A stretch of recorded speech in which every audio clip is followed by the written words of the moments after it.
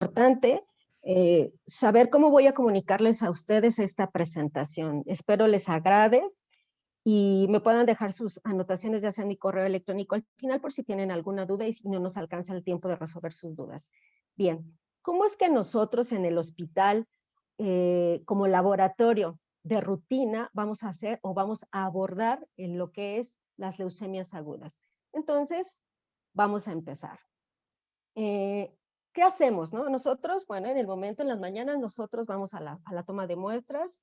Aquí tenemos un servicio de piso que es el de hematopediatría. La mayoría de nosotros trabajamos, pues son niños y estamos hablando desde recién nacidos hasta niños de 16 años y ocasionalmente podemos trabajar muestras de adultos, ya sea que nos lleguen de Toluca o pueden llegar de Puebla o incluso del hospital que tenemos al lado del Hospital de Especialidades para hacer el inmunofenotipo de las leucemias. ¿Cómo? Pues apoyándolos. Si bien es importante que nosotros tengamos las muestras para poderlas trabajar, aquí pues les pongo ¿qué es lo que necesitamos? Bueno, una vez que nosotros tenemos la biometría hemática con el anticoagulante del EDTA, pues las vamos a procesar en los diferentes equipos, como yo he estado hablando en otras charlas. Ahora bien, es bien importante desde cómo vamos a enfocarnos a trabajar, ¿no?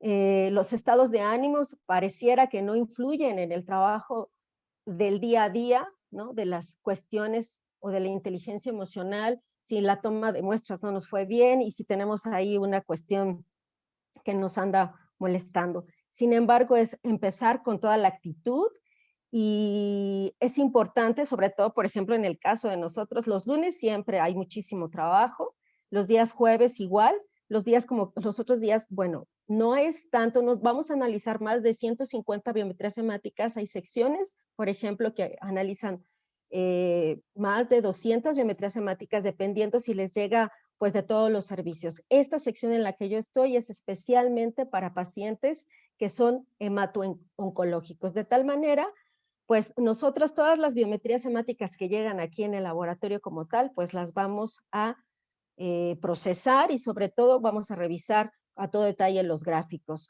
Ahora bien, es importante que nosotros al momento de procesar las muestras esperemos que tengan el nombre en la solicitud, que tengan su posible diagnóstico, que las muestras una vez pasándolos al equipo, pues observemos que la muestra como tal no tenga fibrina o no esté coagulada, porque eso es la cuestión de la fase preanalítica que nos va a ayudar a tener un buen resultado de laboratorio y tomarnos las cosas con toda tranquilidad. Entonces, ¿qué hacemos? Si llegamos al servicio de laboratorio, tenemos aquí una gradilla de todas las biometrías hemáticas, ya sea si ustedes estén trabajando en un laboratorio de urgencias y tengan un rol y algo, a lo mejor a algunos de ustedes les toca el área de biometrías, en otros el área de orinas, o una persona tenga que sacar tanto dos áreas, ¿no?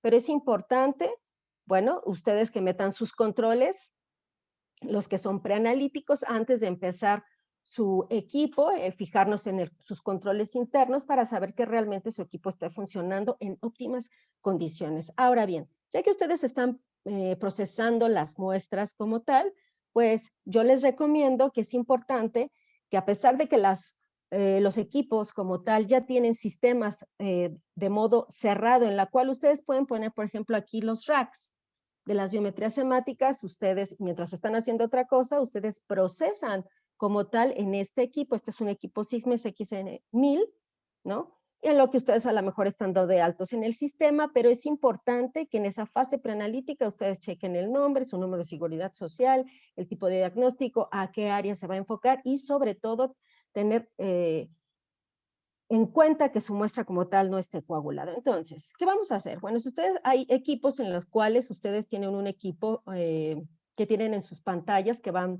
teniendo tanto el número cuantitativo así como los gráficos.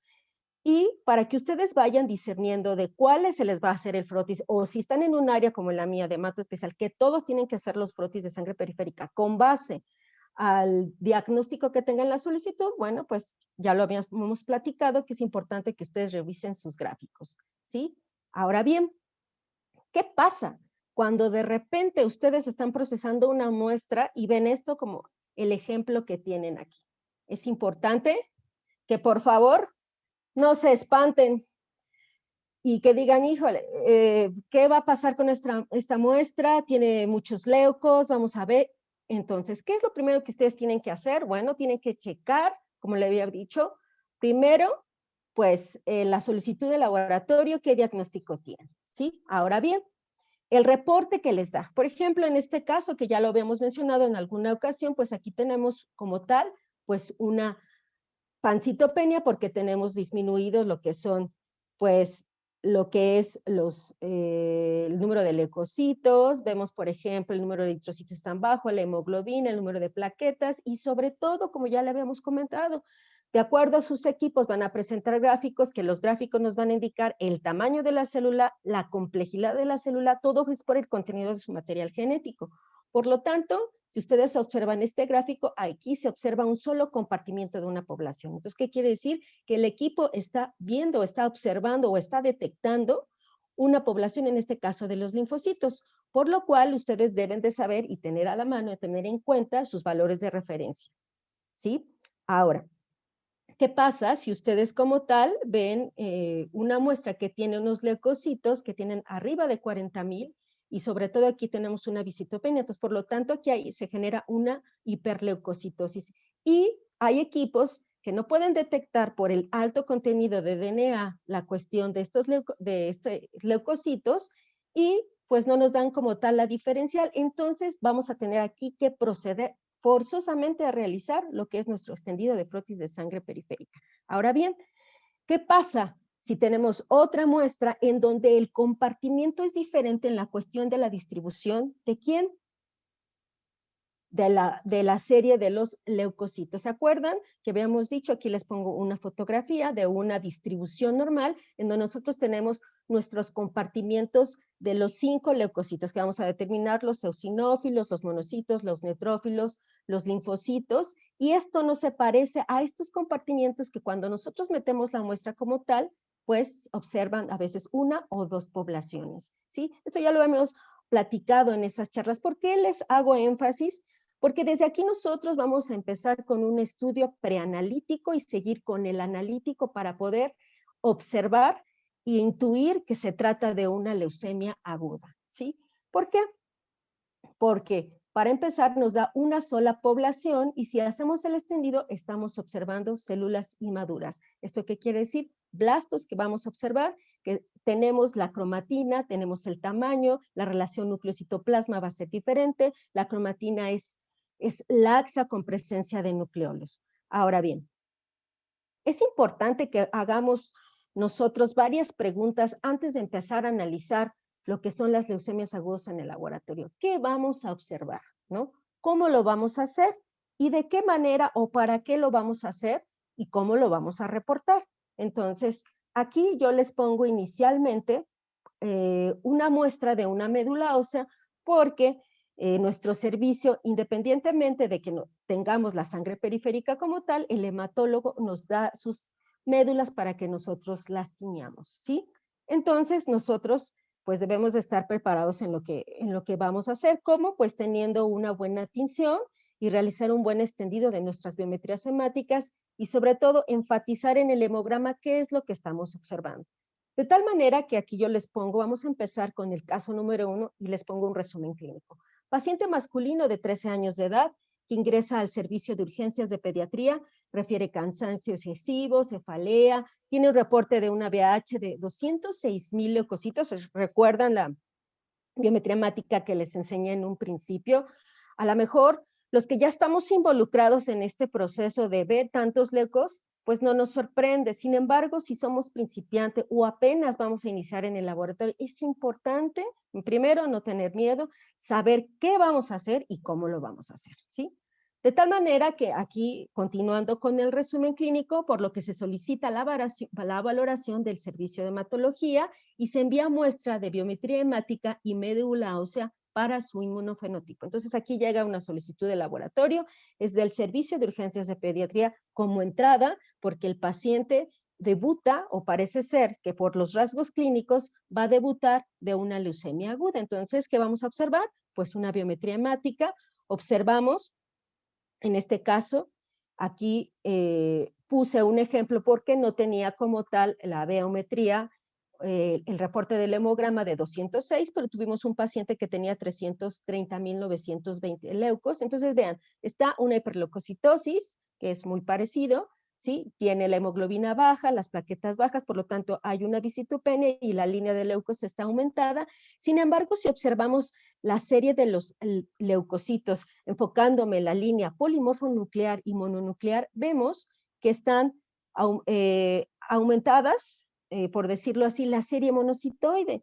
Sin embargo, llama la atención que en el gráfico únicamente se observa una sola población y que si nos recordamos a la diapositiva anterior, las distribuciones o las 5 diferentes partes de una distribución normal de una biometría hemática, pues no es igual a esta. Entonces, aquí, ¿qué tenemos que hacer? Pues nuestro hendido de sangre periférica y sobre todo si tenemos esa noción de revisar los gráficos que nos da como tal el equipo, pues entonces vean, los equipos tienen ciertos gráficos y tienen ciertas alarmas, por lo tanto, pues aquí nos dice que suele ser que posiblemente esa muestra tenga blastos, algunos te pueden indicar que sean anormalidades en la serie blanca, linfos atípicos, que haya una cierta desviación a la izquierda y demás. Entonces es bien importante que ustedes observen este tipo de gráficos. Ahora, otro paso muy importante para que ustedes como tal puedan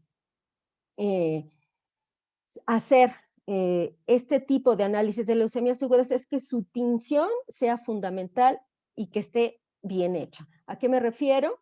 Pues de que se observe bien tanto la serie blanca, que ahorita es de más interés que la serie roja, sin embargo nosotros debemos observar tanto la serie de plaquetas como la serie blanca como la serie roja, ¿sí? Ahora bien, ¿por qué? ¿Por qué les hago mucho énfasis en esto? Porque si ustedes no tienen una buena tinción, a lo mejor la serie blanca van a confundir que son linfos cuando son blastos. Nosotros en el laboratorio manejamos dos tinciones, una para lo que es sangre periférica y la otra para médula ósea. Sabemos que la médula ósea tiene contenido graso, de tal manera pues que esa la mantenemos y separamos con la sangre periférica, ¿sí? Ustedes tienen que checar los tiempos que le van a poner, ya sea la tinción si utilizan colorante de Gray o si ustedes utilizan Giemsa como Gray. Y con qué van a contrateñir. Hay gente que no contrateñe más que con agua, ¿no?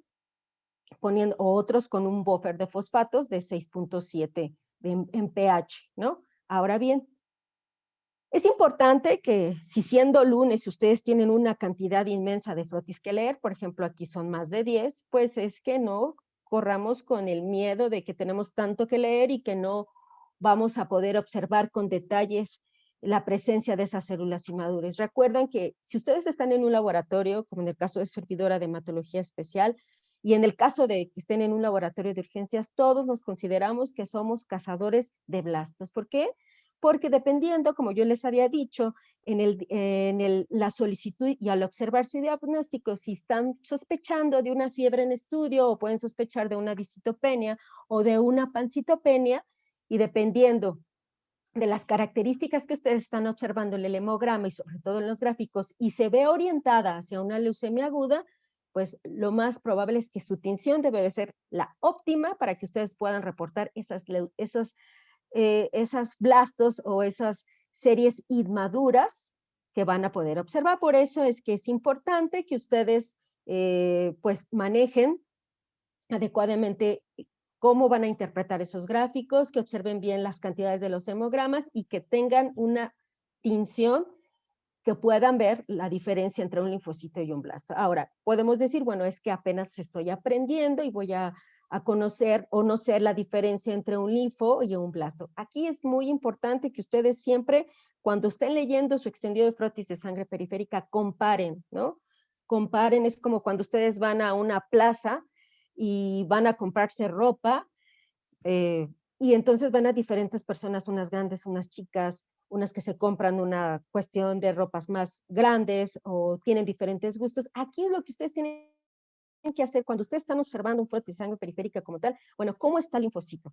¿Qué tamaño tiene? Si la cromatina está abierta o laxa, si tiene presencia de nucleolos, ¿sí? ¿Cómo es ese linfocito a comparación que tengo la célula de lado? Reviso otro campo y demás. Ahora bien, si como tal su tinción no es la idónea, pues es importante que ustedes vayan checando los tiempos que les voy a poner, que les van a poner al colorante de Wright, y los tiempos que le van a poner en el buffer, ¿sí? En el caso, nosotros en el laboratorio, pues utilizamos colorante de Wright.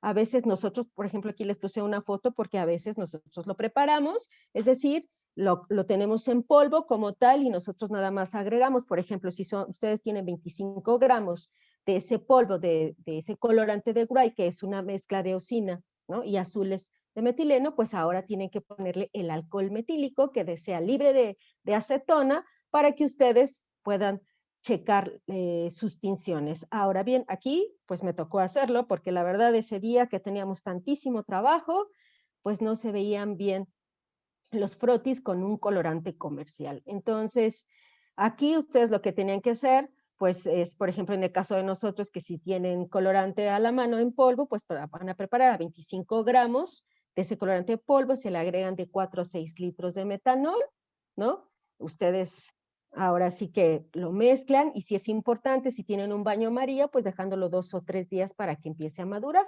¿sí? Es bien importante que ustedes chequen esos tiempos y el pH.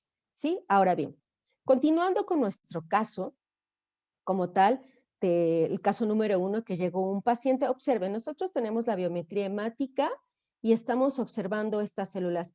Lo leemos primero, recuerden, ¿cómo van ustedes a leer sus frotis de sangre periférica? Empiezan a leer primero de 10X para ver si su muestra está homogénea, si está heterogénea, en dónde van a empezar a leer para que cuenten las 100 células, ¿sí? Recuerden que ustedes tienen un punto de partida que ustedes van a leer cuando hacen su extendido y lo van a poner en el microscopio. ¿Esto qué quiere decir?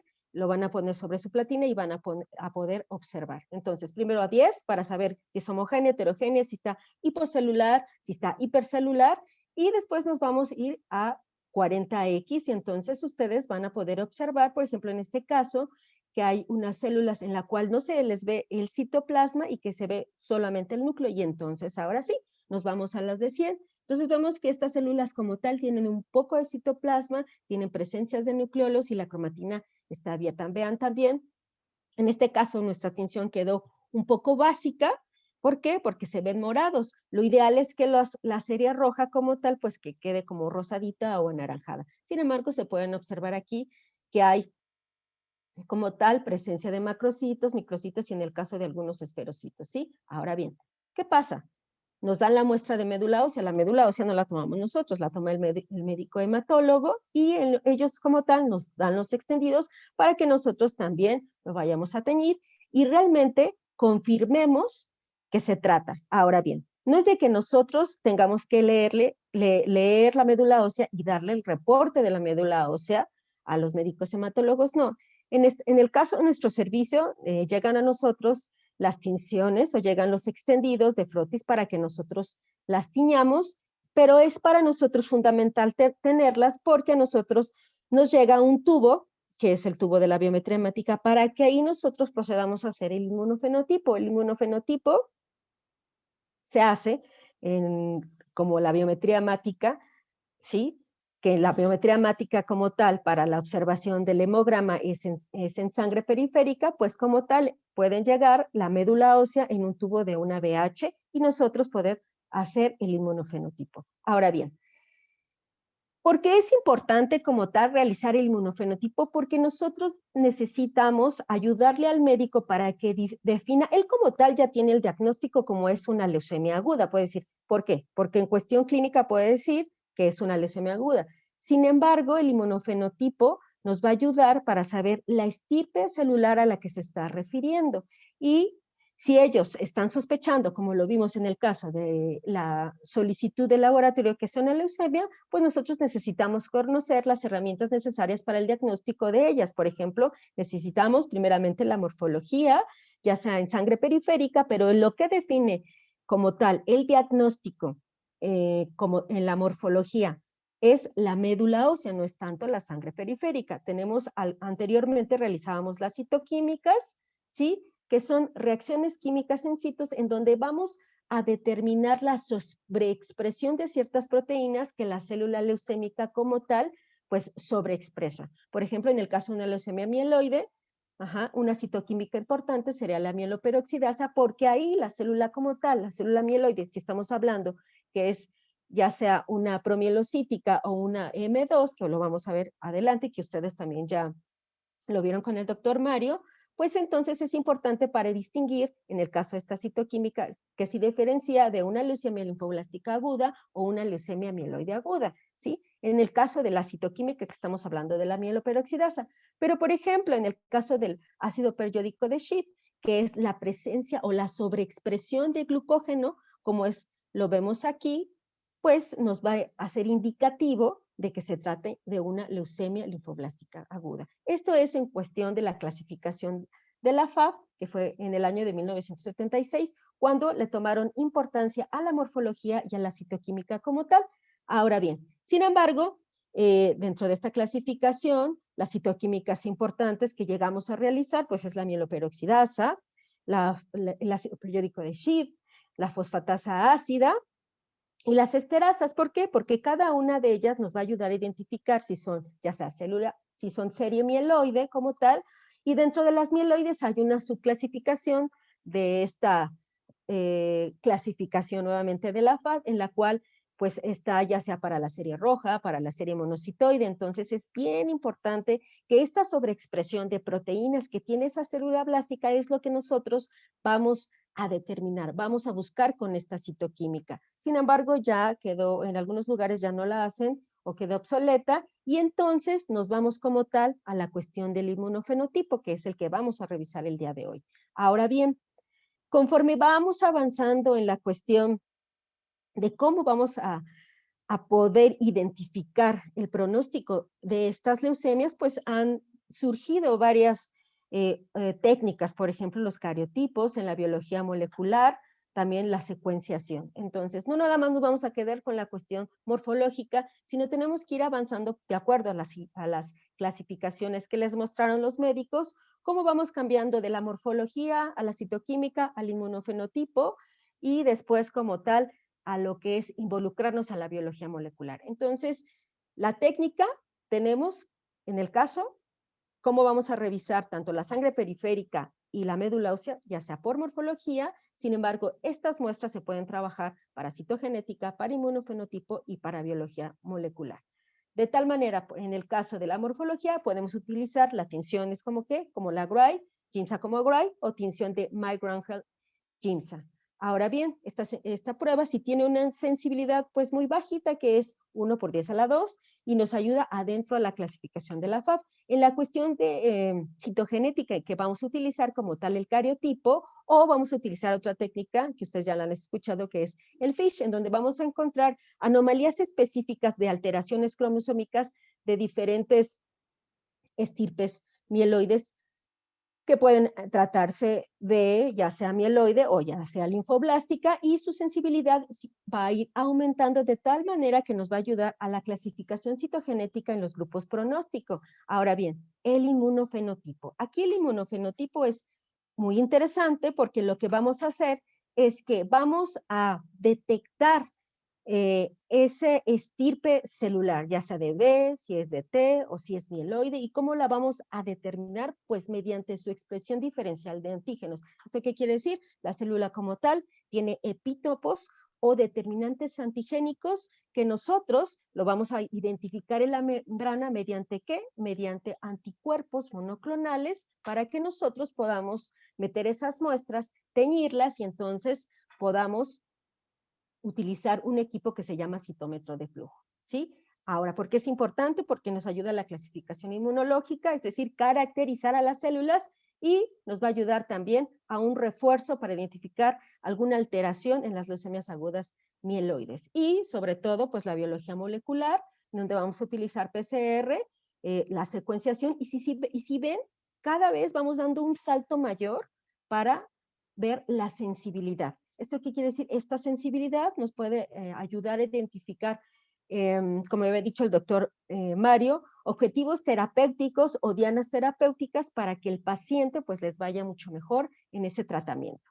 Ahora bien, ¿qué es la citometría de flujo para realizar qué? El inmunofenotipo. Bueno, flujo se denomina célula en movimiento, cito es célula, metría es la medida. Entonces, ¿qué vamos a hacer? Vamos a medir la célula que está en movimiento. ¿Por qué? Porque necesitamos solventes, necesitamos, en este caso, un reactivo de que tal manera que haga y que envuelva a la célula para que nosotros la podemos detectar mediante láser. Ahora, las propiedades de medición de la célula es mediante una corriente de fluido. Sin embargo, ¿qué es la característica? Vamos a procesar o vamos a medir igual que en los equipos de las biometrías semáticas vamos a determinar el tamaño celular, que es dada por las características del Forward Escape, vamos a medir la complejidad o la granularidad celular por el side scatter y sobre todo vamos a utilizar anticuerpos monoclonales que en la fracción FC de ese anticuerpo, ¿qué le vamos a fijar? Un fluorocromo. ¿Para qué? Para que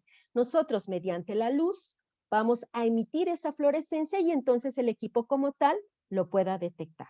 Si bien en el mercado existen muchas marcas, como por ejemplo DVD, Becton Dickinson o Coulter, y el equipo que nosotros manejamos aquí en el laboratorio es un Fax Canto, es para 8 a 10 colores y cuenta con 3 láser. Sin embargo, también podemos tener equipos más chiquitos, ¿sí? Y como es el Fax Calibur, que este es de 2 láser y es de 4 colores, ¿sí? Entonces, es muy importante. Bueno, ¿y a qué me refiero con que son de 8, de 10 o de 4 colores? Lo vamos a ver. Ahora, si bien esta conjugación de marcadores fluorescentes con anticuerpos monoclonales o pueden ser policlonales, de hecho también para la investigación, ha hecho posible que estos estudios lo concretemos en la célula buscando ¿qué? Su densidad, la distribución de sus determinantes antigénicos y sus receptores, tanto de qué, a nivel de superficie o a nivel de membrana, pero también podemos hacer que esa célula como tal la podemos penetrar, por decirlo, o podemos permeabilizar a la célula como tal para que entre el anticuerpo. Si bien nosotros podemos entonces determinar o podemos detectar estos antígenos o estos epítopes, ¿cómo? Pues poniéndole un anticuerpo monoclonal. Por eso es que aquí les pongo este ejemplo en donde, por ejemplo, aquí tenemos este triángulo. Si bien, ¿y qué vamos a determinar? Pues la presencia del antígeno 10, vamos a meter un anticuerpo que va a ser anti-CD10, esos CD10 lo tienen presente los linfocitos B. Sin embargo, en la serie de neutrófilos, cuando ya están maduros, también pueden estar presentes. Entonces, nos van a ayudar para identificar las diferentes estirpes celulares. Ahora bien, para que podamos entender más o menos, o bien, el fundamento que tiene el citómetro de flujo, que en este caso estamos utilizando anticuerpos como tal monoclonales, yo les hago una analogía que cuando yo llevé mi clase especialmente de citometría de flujo y de técnicas para realizar diferentes pruebas o eventos raros para nivel de investigación, bueno, tuvimos una materia en donde la maestra, por ejemplo, nos ponía este caso. Ustedes como tal van a observar en el microscopio y cuando ustedes observan en el microscopio, ¿qué necesitan? Como tal, una fuente de luz. Esa fuente de luz va a estar dada por quien ustedes conectan el microscopio y ustedes tienen luz. Sin embargo, la fuente de luz que van a utilizar ustedes en citometría, pues necesitan láser, ¿no? De tal manera que en el mercado existen como tal para medir esas células, pues láser, y ese es láser, puede ser 1, 2 o 3, dependiendo de la intensidad de fluorescencia que tengan, vamos a poder pues identificar y detectar esas células. ¿Qué más necesitamos para observar las células? En el caso tenemos los objetivos. Los objetivos van de diferentes,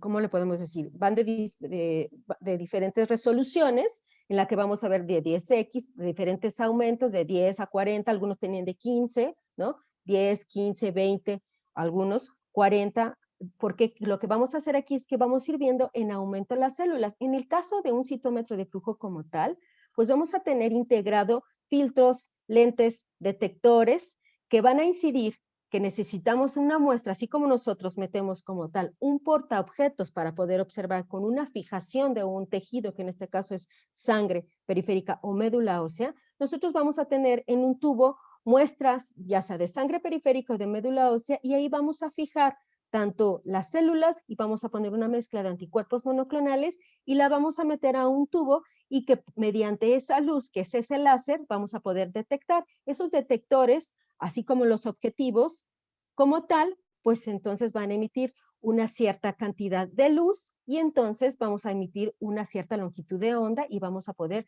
observar tanto el tamaño, que es dado por el forward scale, y la granularidad.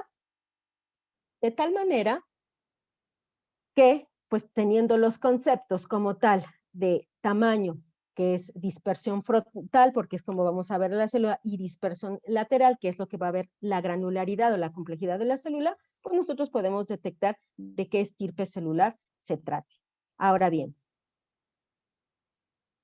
nosotros, como yo les había comentado, necesitamos presencia de láser. En el caso del Faxcanto, tiene 3 láser, un láser azul, un láser rojo, un láser violeta, y si se dan cuenta, tienen diferentes, emiten diferente longitud de onda, por ejemplo, unos a 488 nanómetros, otros a 633 y a otros 405, de tal manera que utilizando diferentes fluorocromos que van a ir pegados en la fracción Fc, ¿de quién? De nuestro anticuerpo monoclonal, pues este fluorocromo como tal va a emitir fotones de una longitud de onda mayor que este láser y por lo tanto, al emitirla, vamos a poder lograr una dispersión de la luz de los diferentes detectores para caracterizar a las células, ¿sí? Esto es como si tuviéramos en nuestro tubo como tal, pues yo les pongo aquí un ejemplo de un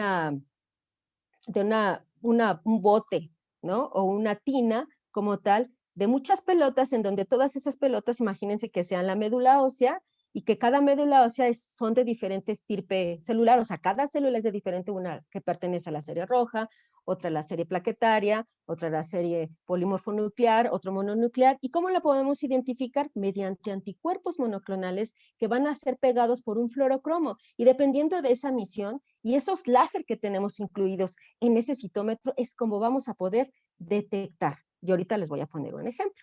Ahora bien, es bien importante que conozcamos qué tipo de láser cuando nosotros queramos comprar si un equipo que ya sea que tenga de 3 o 2 láser, dependiendo a lo que ustedes quieren identificar.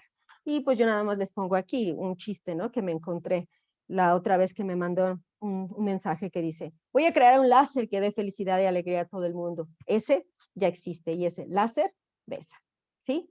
Un pequeño chascarrillo. Ahora bien, dentro de estas subpoblaciones celulares, como yo les dije, que teníamos esa tina con esas pelotas que vendrían siendo las células, y que vamos a agregar anticuerpos monoclonales y después vamos a emitir una luz, pues vamos a poder observar, o vamos a poder detectar, porque observar sería la morfología, ¿en quién?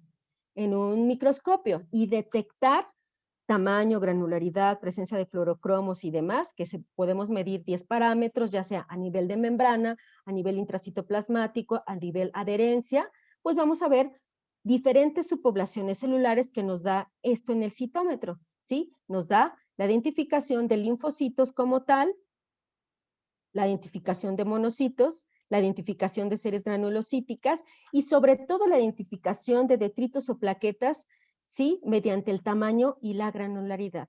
Entonces, esto aquí yo les estoy mostrando un histograma de dispersión de puntos de diferentes subpoblaciones celulares normales en sangre en una biometría que es sangre periférica como tal, ¿sí? Ahora bien, ¿qué necesitamos conocer para que nosotros lleguemos a utilizar un citómetro de flujo? Pues como todo hematólogo y como todo químico debemos de conocer pues la inmunidad celular y la inmunidad humoral.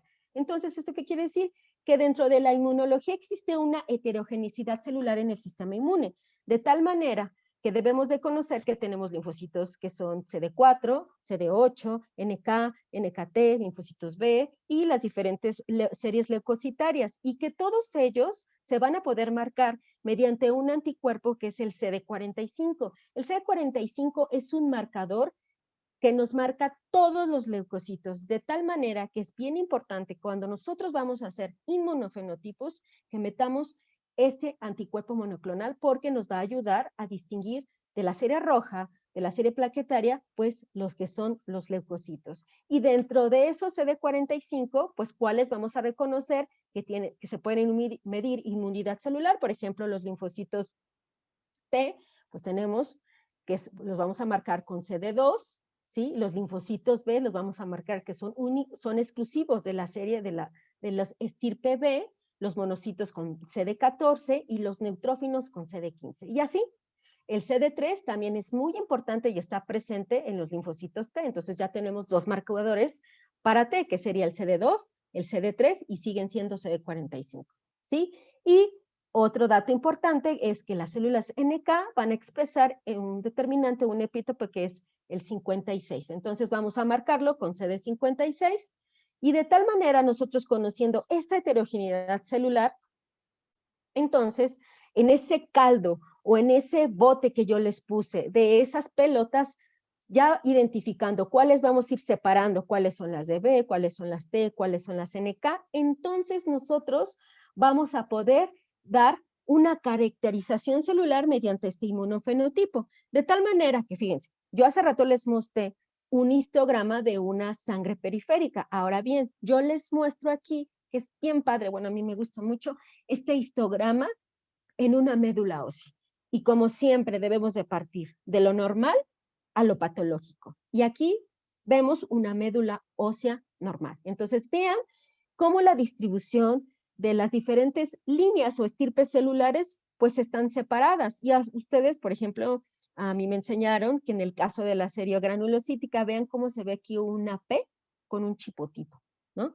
¿Esto qué quiere decir? Que esa distribución que va, esa es la serie granulocítica. Entonces, desde aquí abajo vamos a partir de células que son inmaduras y conforme la granularidad, vean, porque en el eje de las Y en el eje de las X tengo el CD45, por eso es que yo les decía que el CD45 nos va a ayudar y nos va a permitir a caracterizar y a fenotipar cada una de estas estirpes celulares. Entonces, de tal manera que aquí tenemos la serie granulocítica, los linfocitos, los precursores de células B, que son CD34 negativos, los precursores de las células B, que son CD34 positivos. A su lado izquierdo tenemos los normoblastos y aquí mismo se ven las plaquetas. Ahora, si bien, y si observamos, este es en una escala exponencial, en una escala logarítmica, porque no es lo mismo que nosotros contemos como tal a 100 células, que lo habíamos hecho en el anterior, el histograma, allá vamos a contar arriba más de 100,000 células o hasta millones de células y vamos a seguir observando esa misma distribución, ¿sí? Vamos a encontrar también en esta médula ósea, porque aquí se generan y se van a, es la universidad de todas las células. Aquí se van a formar para que después se vayan ya sea diferentes órganos o tejidos para que se vayan a diferenciar. De tal manera que aquí tenemos como tal, pues la línea de monocitos, de células dendríticas, de series basófilos. Entonces, si nosotros conocemos como tal que así está la distribución normal, ahora bien, ¿cómo es cuando utilicemos o metamos una muestra que tiene una leucemia aguda? Como tal, pues todos los precursores, como esas células no llegaron a madurar porque se vio interrumpido esa proliferación celular, o sea, no llegaron a apoptosis, entonces observemos que estas células que son inmaduras, o sea, los blastos van a caer en este compartimiento. Entonces, aquí debemos de observar cuando nosotros vamos a analizar una muestra de médula ósea, pues que la mayoría de nuestras células que son para leucemia aguda van a caer aquí en este triángulo, en ese compartimiento. Decía una de mis colegas que es el triángulo de las Bermudas, ¿no? En donde van a caer, ya no se fueron para hacia el compartimiento de las, para las B, ¿no? Se quedaron arrestadas ahí, dices, ay, ¿dónde se quedó? ¿No? Entonces es el triángulo, llega un momento, llegan y desaparecen y no van madurando. Ahora bien, es importante que yo les mencione los valores de la médula ósea normal. Una médula ósea normal, ¿cuál va a ser su relación? Pues es mieloide eritroide más no eritroide y mieloide, porque estamos hablando de otras patologías. Entonces, si se dan cuenta, casi de serie eritroide es muy poca. ¿Qué es lo que abunda más? Pues son neutrófilos maduros, monocitos casi no tenemos tanto, eosinófilos ni basófilos. Y vean, en la cuestión de los linfocitos como tal, tenemos que los precursores B son menos de un 5%, y observen que ¿cuáles son la estirpe de linfocitos que más tenemos? Pues son linfocitos maduros, seguidos por los linfocitos B. Entonces vean que casi no hay como tal células plasmáticas, son menos igual del 5, mastocitos muy pocas y células NK. Entonces, recordemos que la relación de una médula ósea como tal, normal, es mieloide es mayor a serie eritroide. Estamos hablando, por ejemplo, de 4:1. Ahora bien, entonces ya mencionándole todas estas características que hemos hecho del inmunofenotipo como tal, pues entonces el inmunofenotipo en las hemoglobinopatías, aquí me equivoqué, pero es en las hemoglobinopatías malignas, pues son de utilidad en el diagnóstico para principalmente identificar, cuantificar, caracterizar ¿qué? Células neoplásicas. ¿Esto qué quiere decir? ¿Las vamos a detectar o no las vamos a detectar?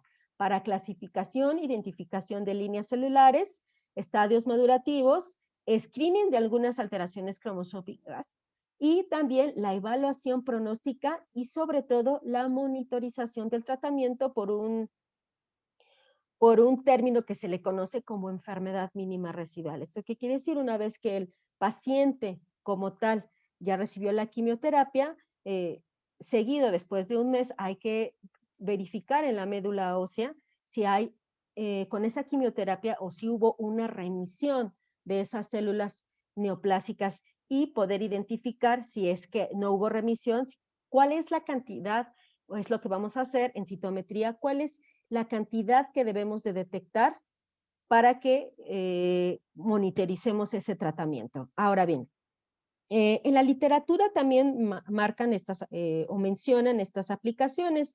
Yo ya había comentado que para el diagnóstico es bien importante la citometría de flujo en los síndromes linfoproliferativos crónicos, ya sea de B, de T, en las gamapatías monoclonales, en los síndromes diesplásicos, en las leucemias mieloides crónicas. ¿Por qué no como tal en las leucemias agudas? Porque el médico observa la clínica del paciente. Sin embargo, pues ya teniendo la estirpe celular, pues al clasificarla, pues ya nos puede ayudar por inmunofenotipo, pues si son de B, si son de T y si son de leucemia mieloide aguda. Y también la importancia de este estudio de este inmunofenotipo porque nos ayudan a decir el estadio celular, ¿no? Ya lo habíamos mencionado, la estratificación pronóstica, igual lo vamos a ver, que dependiendo de los marcadores que estén presentes en estas células, bueno, nos pueden decir si es de buen pronóstico o de mal pronóstico, dependiendo de algunas alteraciones genéticas que pueden tener en su fenotipo. Y sobre todo en el genotipo, utilizando el cariotipo o una técnica como FISH. Y bien, podemos identificar dianas terapéuticas o enfermedad mínima residual. En el caso de identificar dianas terapéuticas son muy importantes, por ejemplo, en los síndromes linfoproliferativos crónicos de B, por la presencia de CD20 y en los linfos linfoproliferativos de T, igual, pero por el marcador del CD3. Ahora bien, ¿a qué referimos con caracterización inmunofenotípica? ¿En qué se parece una célula leucémica? Yo les pregunto, ¿en qué se parece una célula leucémica a una célula normal? ¿No? Porque ambas, tanto la normal como la anormal, pues van a reflejar línea celular y estadio madurativo. ¿Esto qué quiere decir? Si yo estoy identificando que es una célula B como tal, pues es una leucemia aguda, si estamos hablando, si es de estirpe B, pues va a ser de B. Pero aquí, ¿qué es lo importante? Si va a expresar los marcadores de madurez que con base a la ontogenia celular inmunológica o conforme la clasificación inmunológica deben de tener. Ahora bien, ¿en qué se diferencian las células leucémicas a las células normales? Porque ambas reflejan distintos patrones de sobreexpresión. Es como en el caso de las citoquímicas, que eso sería otro tema interesante para, si ustedes quieren, podemos hacer una clase de citoquímicas, pero eso es muy aparte de ahorita, ¿no? Pero el enfoque es el mismo. Yo les mencionaba al principio. Nosotros en la morfología vemos la sobreexpresión, por en el caso de las leucemias linfoblásticas agudas, ¿no? Que sobreexpresa glucógeno. Aquí, en el caso del fenotipo o la búsqueda del inmunofenotipo, a lo mejor va a sobreexpresar CD10, ¿no? Que lo tienen los linfocitos B, CD20, y a lo mejor, si estamos hablando de estadios muy inmaduros, que deberían de tener CD34, no lo sobreexpresan, pero sobreexpresan el CD20, que ya están en estadios maduros, que ahorita los vamos a ver. Ahora bien, ustedes esto ya lo checaron con los médicos, en donde la clasificación de las leucemias agudas pues han tenido ciertos cambios conforme los años, desde el año de 1970 hasta el 76 durante la clasificación de la FAD, seguido, por ejemplo, en los años 2000, en donde tenemos la clasificación de la OMS, que las nuevas clasificaciones tenemos de la 2001, la 2008 y actualmente la 2016.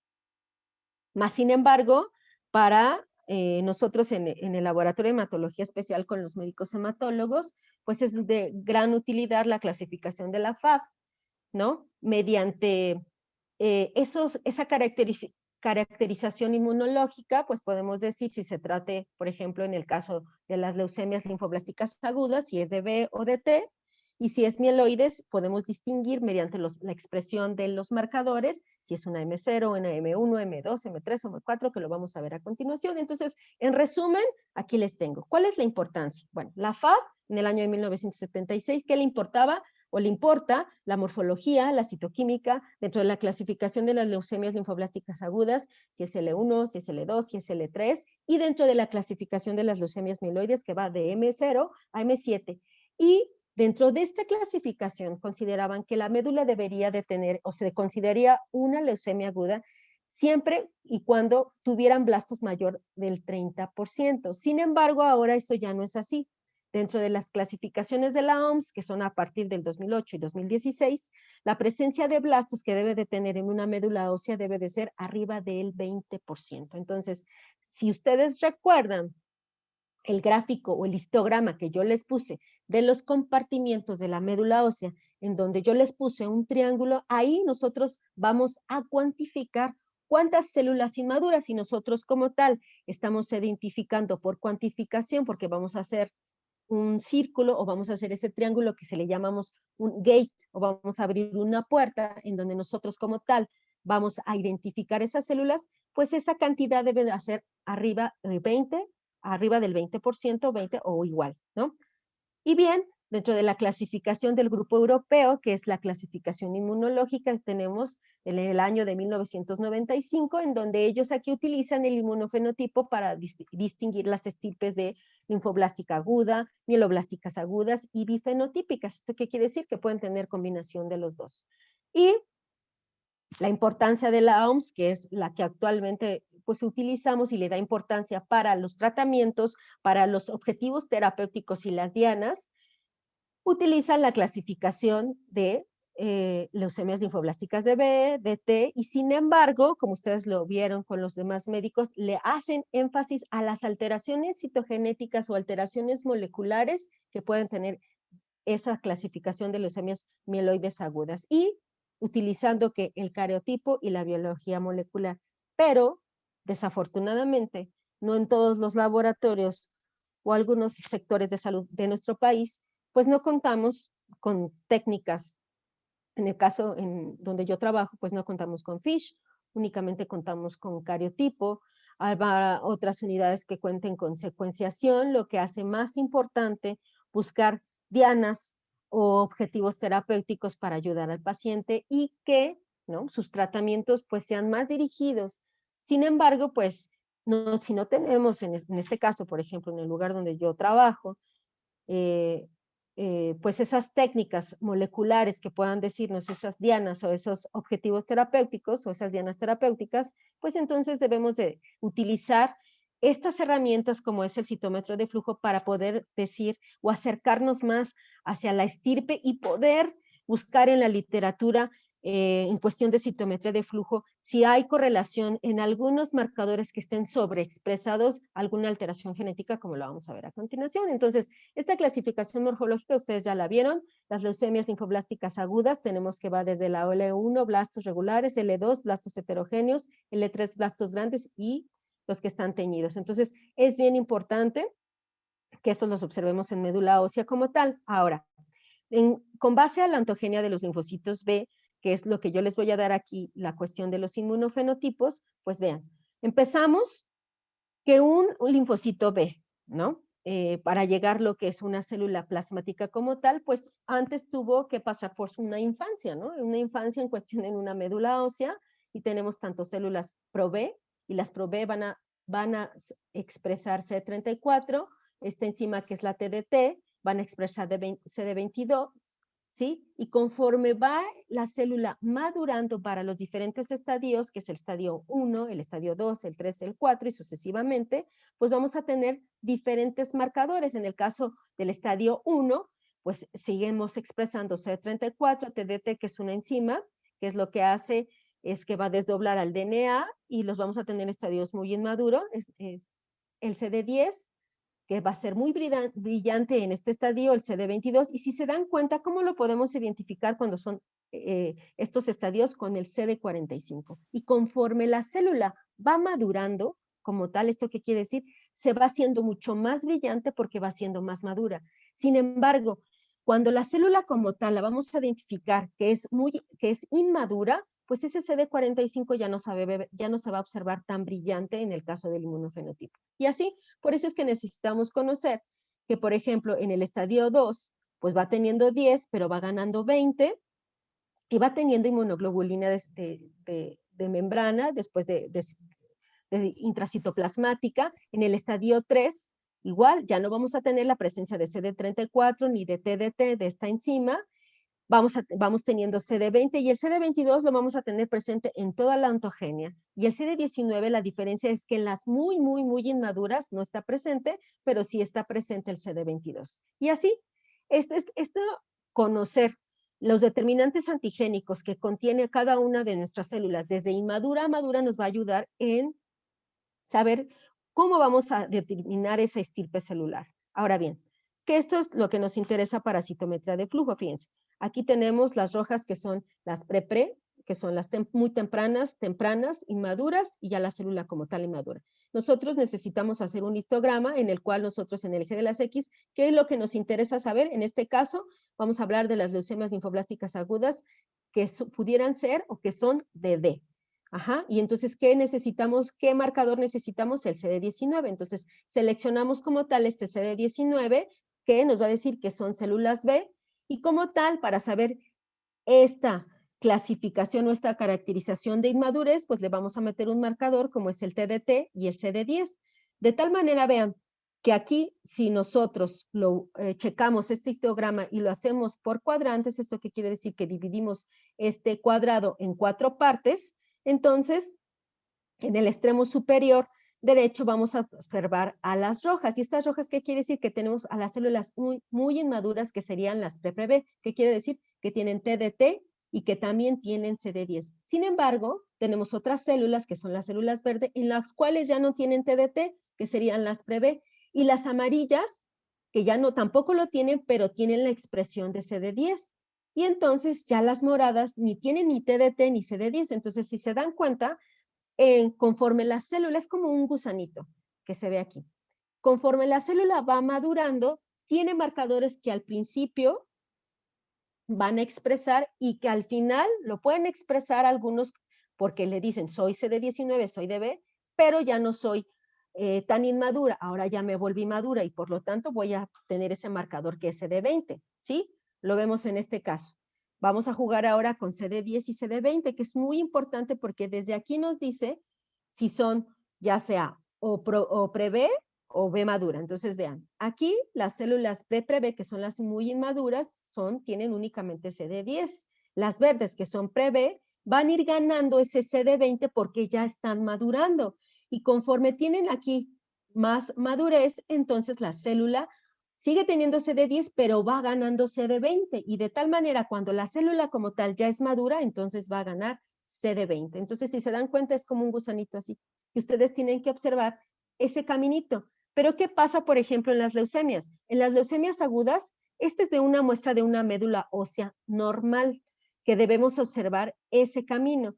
Sin embargo, cuando nosotros tenemos células inmaduras en esa médula ósea que vamos a cuantificar, pues no vemos ese camino, simplemente vemos que están arrestadas. Ahora bien, con base al marcador CD45 y CD34, si se dan cuenta, todas son CD45, pero las moradas, que son las más maduras, están más desplazadas a la derecha porque son más brillantes. ¿Qué quiere decir? Que tienen más determinantes antigénicos para ese CD45, ¿sí? Seguidas por las verdes, siguen teniendo, pero vean las inmaduras, sí, sí tienen 45, pero no tanto como las moradas, ¿sí? y lo que tienen aquí la expresión de CD34, lo que las moradas no tienen CD34.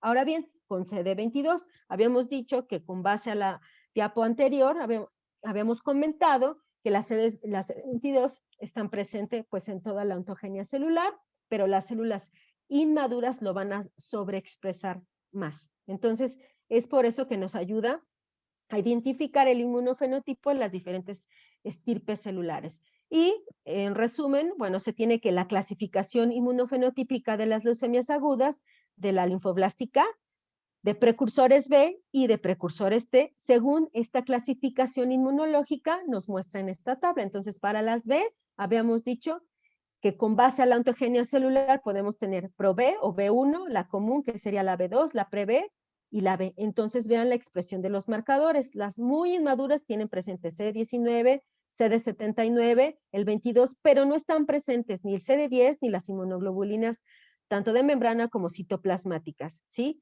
Pero ¿qué pasa? Conforme la célula salta al siguiente estadio, pues ya van teniendo CD10, siguen sin tener inmunoglobulinas de superficie y conforme pasan a nuestro estadio, pues van a perder CD10, van a seguir siendo CD19, pero ya van a tener inmunoglobulinas de superficie que pueden ser kappa y lambda, ¿no? Y en el caso de las linfoblásticas de T, igual el subtipo puede ser pro-T o T1, pre-T, T2, T cortical, que serían T3 y T medular. ¿Y cuáles son los marcadores importantes para identificar las leucemias linfoblásticas agudas de T? Pues sería el CD7, el CD3, el CD2 y el CD5.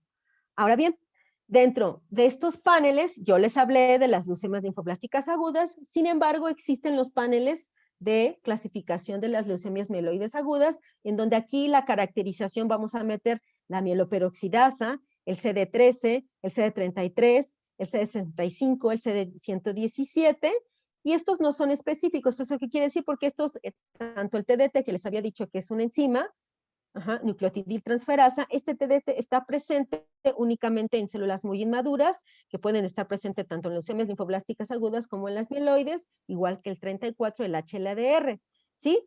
Ahora bien, dentro del estudio más ampliado, pues podemos utilizar más marcadores. Sin embargo, va a depender en el laboratorio en el que ustedes estén, pues su economía, cuánto van a gastar ustedes para tener todos los marcadores para poder definir la estirpe celular.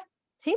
Ahora bien, con base a lo que ustedes habían visto de las alteraciones genéticas como tal en la leucemia aguda, pues ustedes vieron diferentes modelos, que son modelos de la leucemogénesis, y para que se desarrolle, recuerden que una leucemia aguda es necesario que se produzca como tal una mutación.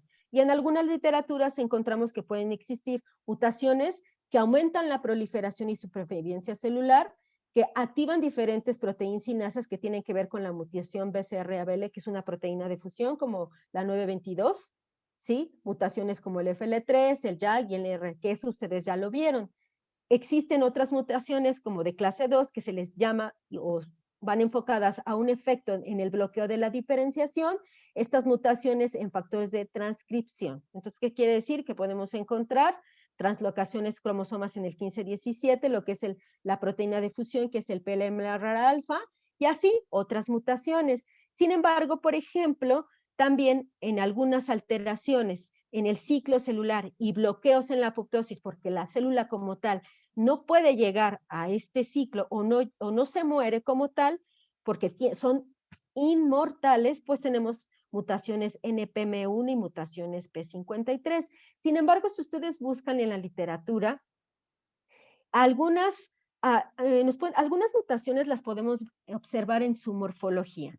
De tal manera que si ustedes llegasen a encontrar blastos en sangre periférica o en médula ósea, en donde se observen que la relación núcleo-citoplasma esté muy laxa y observen esta huella, como dice aquí, observen la característica de esta depresión en el núcleo en forma de huella digital, es característico que probablemente, si ustedes observan esto, puede ser que ese paciente tenga una mutación a nivel de alteración de ciclo celular, hay un bloqueo en la apoptosis y sería una mutación NPM1.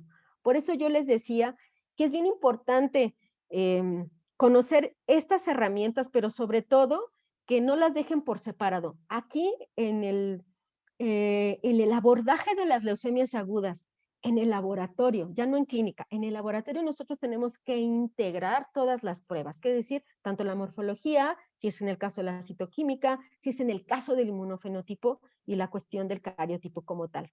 Ahora bien, existe mucha literatura de esto, yo nada más les quiero mostrar que existe correlación entre características fenotípicas y alteraciones genéticas, en donde observen, esto estamos hablando de un artículo del 2016, y la verdad, yo a veces hasta me sorprendo, porque como en el año, por ejemplo, ahorita que estamos en el 2021, pues no podemos hacer esa correlación de esas alteraciones o esa sobreexpresión de esos determinantes antigénicos y correlacionarlos con alguna alteración genética. A veces, nosotros como los químicos nos tenemos que enfrentar un poco con los hematólogos para también enseñarles y decirles, mira, ¿sabes qué? En el caso de una leucemia linfoblástica aguda, yo sé que es de estirpe B porque expresa CD10, 34, TDT, 22, pero esos blastos que yo estoy identificando por citometría de flujo están expresando CD13, CD66, que son marcadores mieloides, ajá, que ahorita los vamos viendo. Entonces, esos marcadores o esa sobreexpresión se ha visto en la literatura que pueden correlacionar a una alteración cromosómica, de tal manera que en el caso en el laboratorio en donde yo estoy, cuando la mayoría aquí son niños y la mayoría de las leucemias que llegan son leucemias linfoblásticas agudas de estirpe B, que se ha correlacionado con la literatura que se observan más del 80%, ¿no? Y que en el caso de las DT son un 5 y el 15% son mieloides. No es al caso del contrario de los adultos en donde se pueden observar más mieloide. Sin embargo, es importante que la persona que haga como tal citometría, pues identifique y le dé a conocer al médico hematólogo la otra expresión que tengan las células. ¿Esto qué quiere decir? Si hay una infidelidad de línea, como en el caso que les pongo aquí, que está expresando marcadores mieloides, como es el 13 y el 66, pues podría ser que ustedes puedan ponerle en el reporte que, bueno, se trata de un paciente que yo estoy detectando una leucemia linfoblástica aguda de estirpe B, o de precursores B. Sin embargo, se sugiere buscarle la translocación 922, ¿sí? Que sería la proteína de fusión, el BCRL. ¿Por qué? Por la expresión de quién, de CD13 y de CD66. Y esto se ha visto en la literatura. Así como en ese el caso de las leucemias agudas mieloide, que es un cuadro que yo se los dejo aquí para que después ustedes lo vayan analizando, en donde, por ejemplo, en el caso de las leucemias mieloides agudas que se ven con más frecuencias pueden ser las M2, y las promielocíticas, pero dentro de las promielocíticas tenemos otra proteína de fusión que es la translocación del cromosoma 15 con el 17 y vamos a ver esa proteína que es el polimerol alfa, en donde inmunofenotípicamente nosotros observamos que los neutrófilos como tal o las series mieloides deberían de expresarse de 15 y no lo expresan y entonces ese es un indicativo de que pudiera tratarse de esa proteína de fusión acompañada de que no deben de tener HLA-DR ni CD34, ¿sí? Entonces vean cómo algunas de estas alteraciones nos van a ayudar, o más bien esa sobreexpresión de algunas proteínas o determinantes antigénicos de las células o de las tipos celulares nos van a ayudar a congeniar con esa alteración. Ahora bien, en el laboratorio nosotros tenemos este diagrama de flujo para el uso de paneles, porque nosotros utilizamos un panel que se llama Euroflow, Euroflow es un consorcio europeo en el cual ellos manejaron pues una serie de logaritmos y manejaron una serie de anticuerpos monoclonales para que nosotros pudiéramos facilitarnos la hora de poder clasificar a las leucemias, ¿no? Ya sea de B o de T. De tal manera que nosotros, cuando nos llega la médula en el laboratorio, pues marcamos los tubos y hay un tubo que nos orienta, utilizamos 8 anticuerpos monoclonales y nos va a orientar a qué tipo de leucemia aguda se trata, ¿sí? Y así, cuando nosotros ya sabemos si se trata de una leucemia de B, pues entonces vamos a poner unos marcadores. Si vemos que se trata de una leucemia de T, ponemos otros marcadores. Pero si se tratase como tal de una leucemia, ya no de marcadores inmaduros, sino más bien de un tubo de orientación para células linfoides maduras, que en el caso sería de la LST, pues vamos a utilizar como tal otros anticuerpos monoclonales. Entonces, va a depender ustedes de qué diagrama de flujo tengan para trabajar en citometría de flujo. Ahora bien, este tubo, como yo les había mencionado, bueno, consta de 8 anticuerpos. ¿Esto qué quiere decir? Aquí en este tubo van a poner 8 anticuerpos monoclonales y vamos a identificar 3 líneas celulares. Entonces, vean, el CD3 es para línea, ya hemos dicho, para linaje T. El CD45 es un marcador de leucocitos, mieloperoxidasa, que es ¿para qué? Para identificar estirpe mieloide, CD79 para B, CD34 si es de inmadurez, 19 para B, CD7 para T y CD3 para T, ¿sí? Entonces, con base a estas clasificaciones que yo les mencioné y las clasificaciones inmunológicas, es como se sacaron estos anticuerpos para que nosotros pudiéramos darnos una orientación si se tratara de una leucemia de B, de T o mieloide. Ahora bien, en el caso 1, para que ustedes vean el ejemplo, ¿se acuerdan que teníamos un paciente que en el resumen clínico decía 209,000 leucocitos? Bueno, llegó, ese tubo, esa biometría hemática con la médula, ¿sí? La metimos al equipo, sin embargo, procedimos a hacer el marcaje. ¿Esto qué quiere decir? Hicimos la prueba en ese tubo que habíamos comentado que era el ALOT. Aquí voy a poner 100 microlitros de sangre de médula ósea, perdón, y voy poniendo 5 microlitros de cada uno de los anticuerpos monoclonales, hacemos un procedimiento y después, como tal, que el procedimiento incluye que es una reacción antígeno-anticuerpo, lo incubamos 15 minutos, después de esa incubación lavamos con una solución de lisis, ¿sí? Para destruir todo lo que es la serie roja y únicamente quedarnos con la cuestión de los leucocitos. Entonces, como tal, vean lo que hacemos aquí, o qué es lo que observamos, ¿sí? Aquí tenemos en este histograma CD45 contra esa desquea. Aquí, este histograma no se parece a los diferentes compartimientos que teníamos aquí, que observamos que eran los linfos, los precursores, que eran muy poquitos, que habíamos dicho que eran menos del 5%, la serie monocitoide y los granulocitos. Observamos esta masa que tenemos aquí, o esa población patógena que si hacemos ese triángulo y lo medimos, tenemos que corresponde al 70% de células. Y ese 70% es como vamos a ir metiendo, cada uno vamos a ir tiñendo en ese tubo, vamos metiendo la mieloperoxidasa, el CD19, que son los diferentes marcadores. Entonces, vean, la población que está en morados son los neutrófilos, la población que está azul son los linfocitos T y NK. Entonces, vean, vamos a observar que la población de no interés y la población patológica son las de color naranja. Entonces, vean que tienen CD19, pero no tienen mieloperoxidasa. Si marcamos con CD7 y con CD3, pues aquí, si hacemos un cuadrante, es lo que quiero explicarles aquí. Aquí, en el cuadrante inferior del lado izquierdo, aquí van a considerarse mis células negativas. En el cuadrante superior izquierdo van a ser positivas al marcador que esté aquí en el caso del eje de las X y en el caso del eje de las, perdón, aquí en el eje de las Y, en el caso del izquierdo. Y aquí en el eje de las X van a ser positivas a mi cuadrante inferior del lado derecho, y cuando son dobles positivas van a ser ambas para marcadores positivos. Por ejemplo, aquí en el caso del CD7 con el CD3, observen las azules. Estas azules son positivas tanto para CD7 como para CD3. ¿Por qué? Porque es lo que les estoy comentando aquí. En este caso son linfocitos T y algunas células NK. Sin embargo, las de nuestro interés son las células naranjas, y estas células naranjas como tal no tienen ni CD7 ni CD3. Ya habíamos dicho que el 7 y el 3 son marcadores para distinguir lo que son estirpe de T. Y sin embargo, si metemos el CD34 con el CD19 y hacemos estos cuadrantes, nos imaginamos esas líneas, pues estas células naranjas como tal son positivas para CD34 y para CD19. De tal manera que quedan que estas células son CD45 positivo débil, y esto nos está hablando que son células inmaduras, son CD19 positivo, CD7, MPO negativo, CD3 y CD34.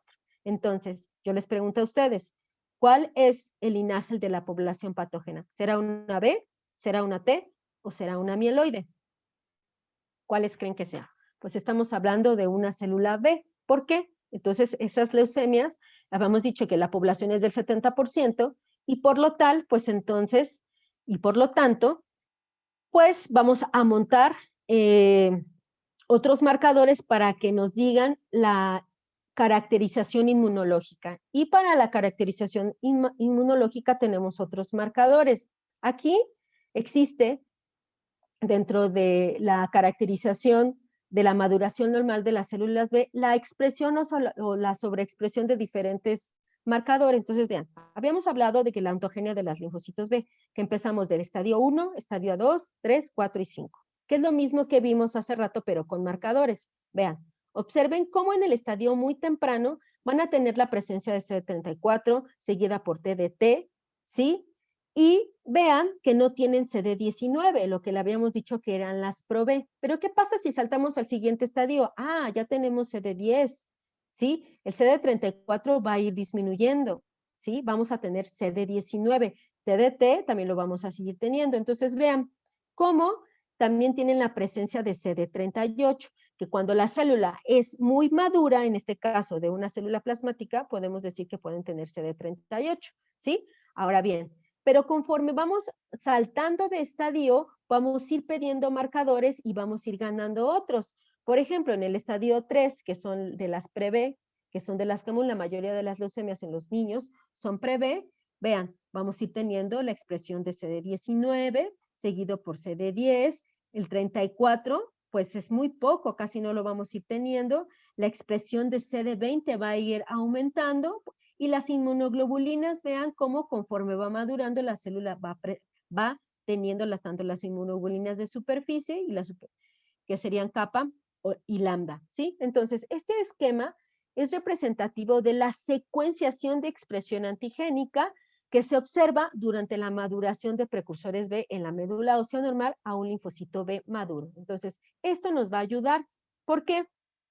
Porque con base a lo que yo les acabo de comentar, en el laboratorio, ¿cómo las identificamos? Pues igual hacíamos en un tubo, vamos a meter todos estos marcadores, vamos a meter el CD20, CD45, CD58, 66, 34, 19, 10, que nos van a ayudar a ese tipo de caracterización celular. ¿Esto qué quiere decir? Vamos a ver si pertenecen al estadio 1, el estadio 2, el estadio 3 y al estadio 4. Espero que me vayan siguiendo. Ahora bien, ¿se acuerdan que yo les dije que en una distribución de poblaciones nosotros debemos, en una médula ósea normal, deberían de existir así? Sin embargo, cuando vimos el caso 1, ese gráfico no tenían más que todas las células que están ahí. Entonces, lo que vamos a separar serían los CD19 porque estamos hablando de línea linfoide de B. Entonces, la llevamos al laboratorio, chicos, y entonces vamos a observar aquí.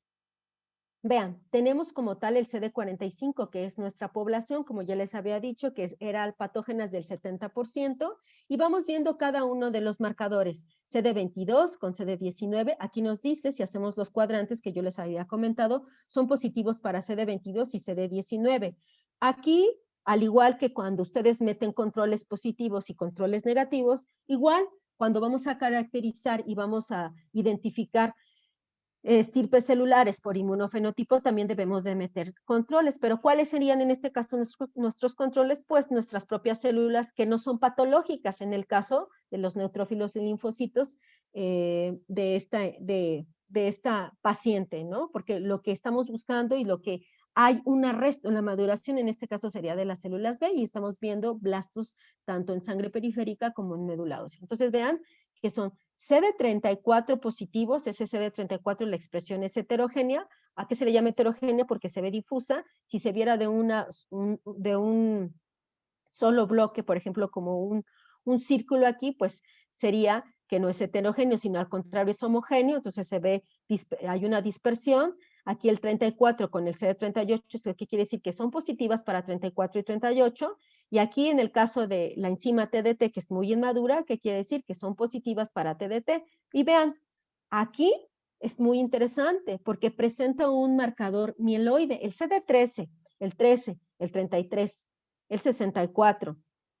La mieloperoxidasa son marcadores mieloides. Entonces, vean, aquí este paciente encontramos que tiene esos blastos, identificamos que tienen un marcador mieloide que es el CD13, el CD66 porque es positivo, vean estas verdes que son linfocitos B maduros normales, aquí tienen CD10 y algunas van a ir ganando CD20, tienen CD33 positivo, no son ni kappa ni son ni lambda, entonces no expresan inmunoglobulinas de superficie. Entonces, ¿cómo queda el fenotipo? Bueno, el fenotipo sería blastos precursores de B, son CD45, son 30 low, porque son bajos, C34 positivos, C38, 19 positivos, TDT positivos, kappa y lambda negativos, CD10 y marcadores aberrantes, que serían el CD13, el 66 y el CD33, lo que sugieren una probable translocación 922, que es una proteína de fusión BCR-ABL. Entonces, vean cómo ustedes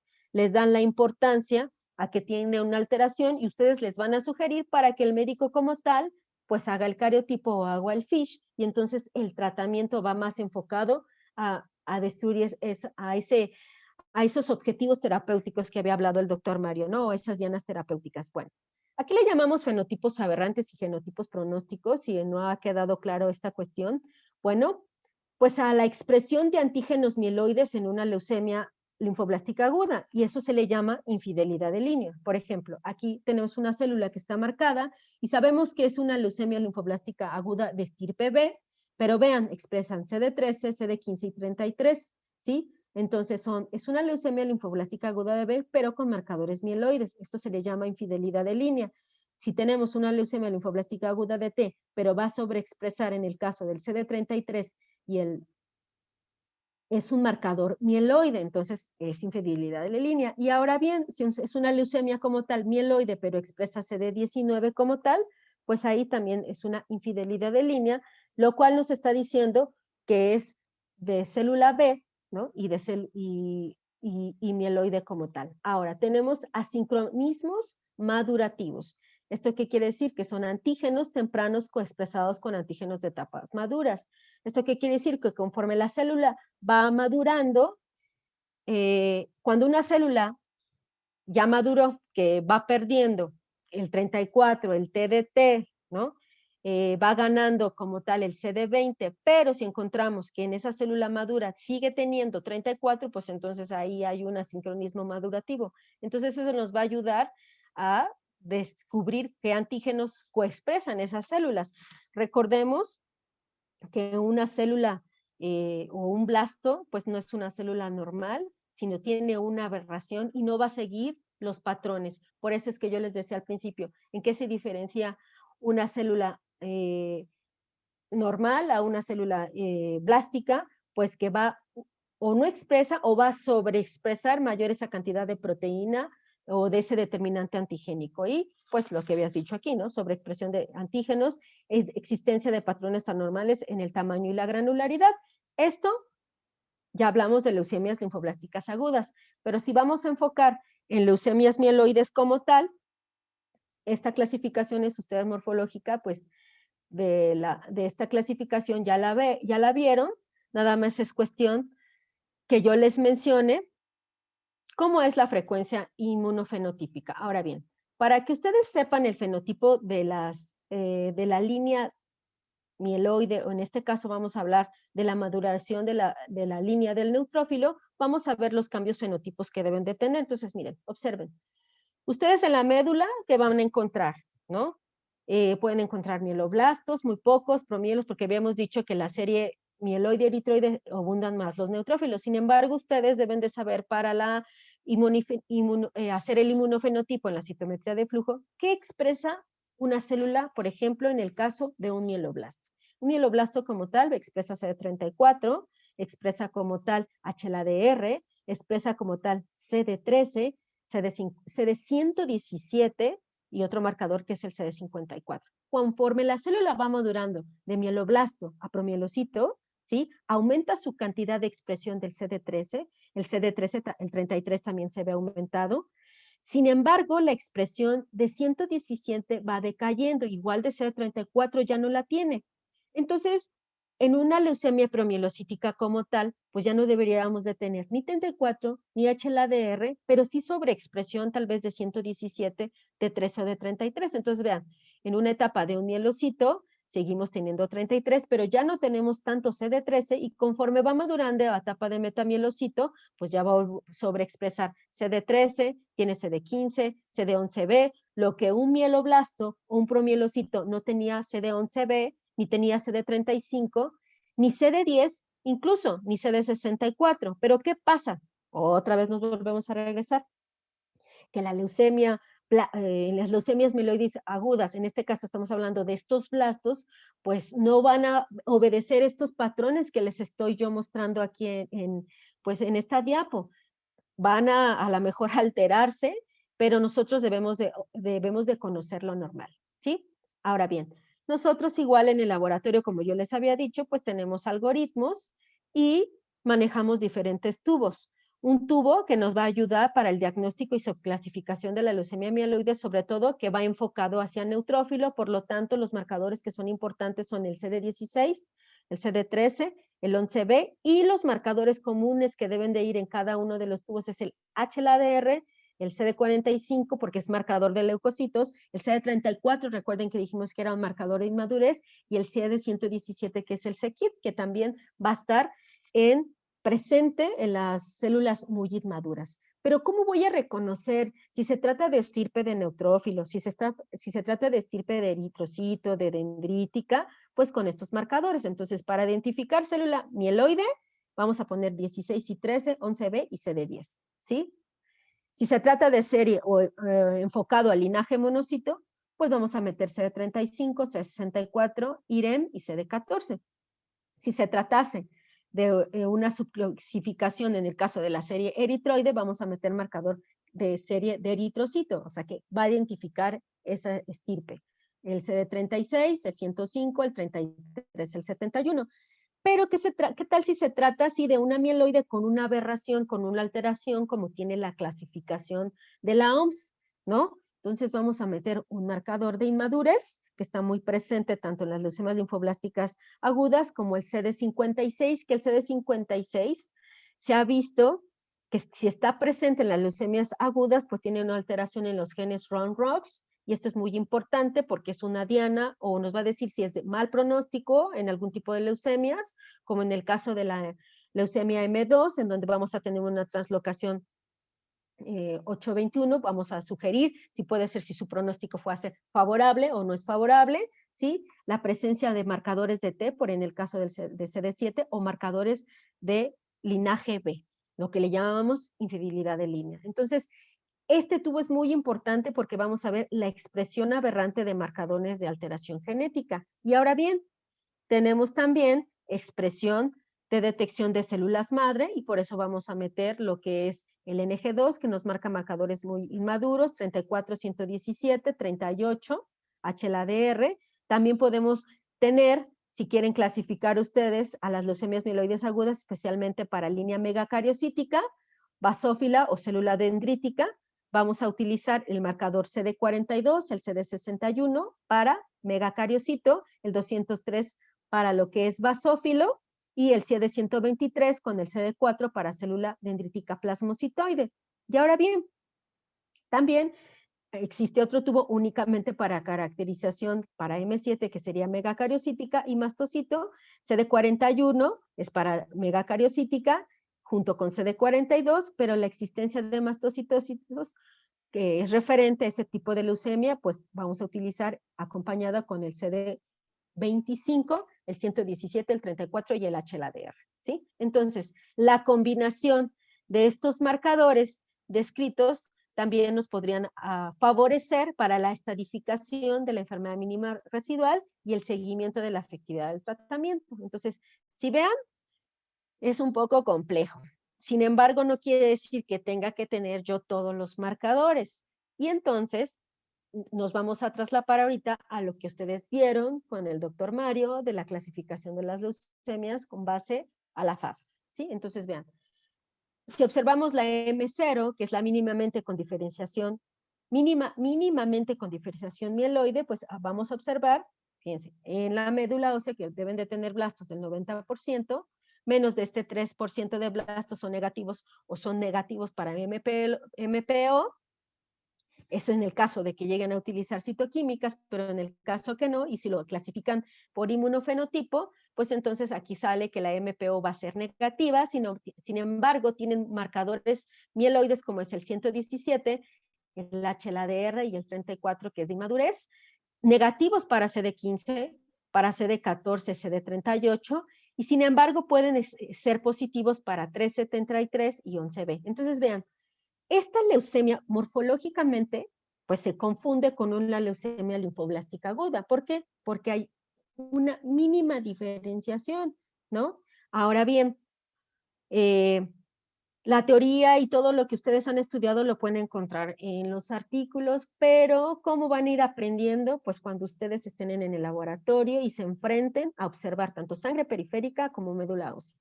Ok, si están en el laboratorio y dicen, bueno, es que a mí no me llega como tal la médula ósea, pero recuerden que la sangre periférica pues la tienen, ahí tienen la cuestión para ustedes hacer sus frotis si se tratara de una leucemia mieloide aguda, y conforme ustedes vayan comunicándose con el hematólogo o con el laboratorio que a lo mejor hace citometría de flujo y correlacionar lo que ustedes vieron morfológicamente y que digan, no, es que a mí me parece que son blastos de stipe mieloide, y correlacionarlo como nos da el inmunofenotipo. Es muy difícil que nosotros en un reporte, nosotros estamos hablando de pues, hematología especial en el Hospital General Centro Médico, y como yo les había dicho a ustedes, que cuando ustedes reporten los blastos, no van a reportar la estirpe. Ustedes le ponen la presencia de la cantidad que vieron de blastos y atrever, y si no se quieren atrever como tal a decir que son blastos, pues decir que vieron células inmaduras, pero por eso son estas charlas, porque ustedes van a comparar las diferentes células, ¿sí? Y conforme los gráficos que les acabo yo de mostrar aquí.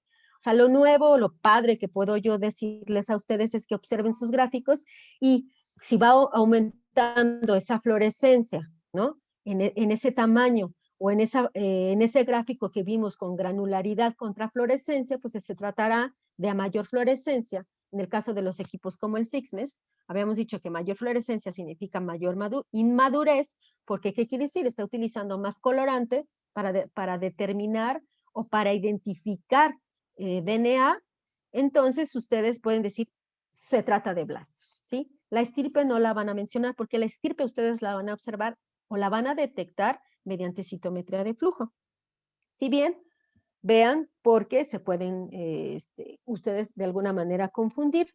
Ahora bien, si estamos hablando de la M2 como tal, y están diciendo que se trata de una, es una M1, es que la estamos viendo sin maduración morfológica, estamos hablando que tenemos el 90% de los blastos. Aquí en la citoquímica, la MPO, esos blastos, el 3% pues va a ser positivo y puede no tener gránulos o gránulos azurófilos, que son los primeros que se llegan a ver aquí.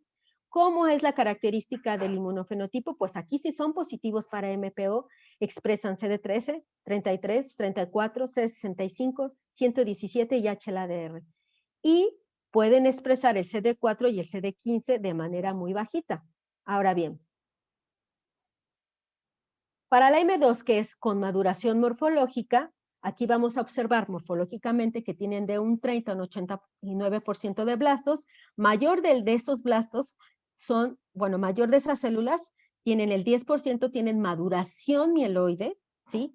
Menos de esas células son de serie monocitoide. Sin embargo, van a observar aquí la presencia de bastones de Auer, que son estos que se ven aquí, que es como una cristalización de esos gránulos azurófilos, ¿sí? Que yo había leído en un artículo de Ana Merino, en la cual ella mencionaba que morfológicamente podríamos decir, o podrían parecerse a las astillas o las células en fagot, pero electrónicamente, si lo ves en un microscopio, ahora sí que de microscopía electrónica, pues son muy diferentes. Los túbulos o la manera de biología, la biología celular es muy diferente a lo que es un bastón de Auer, a una astilla o una célula en fagot. Entonces, vean que como tal, que vamos a tener como el inmunofenotipos. Bueno, si estamos sospechando de una translocación 821, pues vamos a tener positivos el CD34, el CD56, que habíamos comentado que es un marcador aberrante, la presencia de HLA-DR, CD13 y 33. ¿sí? Pueden estar más o menos, pero débil, pero nunca van a estar negativos, sino van a estar positivos y podemos tener la presencia de CD19. Entonces, ¿qué quiere decir? Que si en un inmunofenotipo le sale 13, 33, 34, HLA-DR, la presencia de 19 y de 56, lo más probable es que se trate de una translocación 821. Pero ¿qué pasa si ese CD13 y ese 33 son negativos y no observamos la presencia de CD19 y de CD56? Pues no se trata de una translocación. Lo mismo, pueden ser 13 positivo, 33 positivo, pero no tener ni el 19 ni el 56, ¿sí? Y que quiere decir que tampoco se trate de una translocación. Entonces vean, por ejemplo, ya en sangre periférica como tal, esto es lo que veríamos en una médula ósea, observaríamos este tipo de blastos, ¿sí? Pero en sangre periférica como tal, pues ya vamos a ver diferenciación, incluso igual en la médula ósea, vamos a ver diferenciación celular. Por eso es que aquí dice, por eso es que la M2 se considera con maduración morfológica, porque ustedes ya van a observar lo que son la presencia de linfos, la presencia de metamielos, ¿sí? Vean la presencia de neutrófilos segmentados, de bandas, ¿sí? Por eso es bien importante que ustedes pues chequen su morfología de un frotis de sangre periférica. Y bueno, habíamos dicho que para la M2, la translocación que podemos encontrar es la 821. Y ahora bien, una de las más importantes que luego a veces las podemos identificar, pero a veces se nos va por miedo a no poder hacer una descripción de estas células y que los pacientes, si no son tratados a tiempo, pues pueden morir por sangrados y caer en CID, pues es este tipo de leucemia que es la promielocítica. Aquí vemos, por ejemplo, que son células de tamaño grande, sin embargo, la relación núcleo-citoplasma no se alcanza a ver muy bien. ¿Por qué? Porque invaden muchos gránulos. Vean, aquí se ven demasiados gránulos, aquí también, y aquí ya no vamos a ver lo que tal bastones de agua, aquí ya vemos las astillas o las células en fagot, vemos muchas, muchas, muchas astillas, ¿sí? Entonces, ¿qué es lo que va a desencadenar que haya una alteración en los factores de coagulación? Por eso los pacientes pueden caer en CID. Y vean, ¿cómo vamos a ver el fenotipo? Pues la mieloperoxidasa va a estar muy sobreexpresada. ¿Eso qué quiere decir? Que va a estar muy positiva. Vamos a tener CD13, vamos a tener CD33 y CD2. Sin embargo, existen también promielos que no tienen gránulos, ¿sí? Como serían estos que están aquí, que se le llama la variante hipogranular, ¿no? Que vean, igual, habíamos dicho que la relación núcleo-citoplasma es alta. Ajá. Aquí vamos a ver que el núcleo está como bilobulado o células, como se les dicen, en hachazo, ¿sí? Sí se le observan algunas astillas, pero no tienen tantos gránulos. Algunos pueden tener bastones de Auer, ¿sí? Y observen que se pueden parecer a los monocitos. Y ustedes pueden reportar si están en el laboratorio y observen este tipo de células y digan, no, pues es que la cromatina no se ve tan laxa. Sin embargo, llamaría la atención la relación y el núcleo, pero ustedes en el histograma tienen que darse cuenta en el gráfico cómo está aumentado, si la desviación hacia la izquierda está dada hacia muchos neutrófilos. Y vean, si hacemos el inmunofenotipo y son CD34 negativos, HLA-DR negativos y el CD15 negativo, se trata de que puede tener una translocación 15-17 y la proteína de fusión es el PLMR alfa.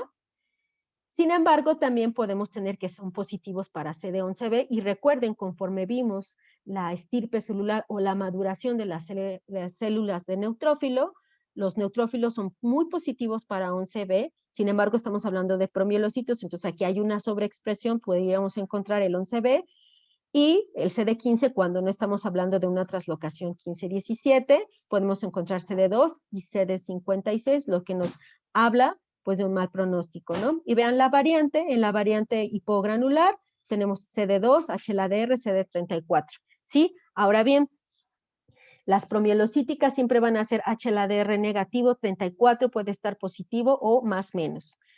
En las promielocíticas, por lo regular, los pacientes surgen en médula ósea con una leucopenia Sin embargo, se ha visto, o sea, hemos leído en la literatura que las variantes que son hipogranulares, aquí no vamos a encontrar leucopenia, sino todo lo contrario, vamos a encontrar una leucocitosis y una desviación hacia la izquierda. Entonces, vean cómo es la importancia desde conocer el hemograma, desde si hay leucopenia y si hay desde leucocitosis. Entonces, un dato importante dentro de las leucemias mieloides agudas es si ustedes están observando una leucopenia, pues, y si están observando este tipo de células o estos promielocitos atípicos, probablemente se trate de una M3, y si hay una hiperleucocitosis y se ven estas células como si ustedes las vieran cortado así con una hacha, y que no se observan tanto los gránulos, que pueden tener el citoplasma basófilo, la característica es que, o la diferencia con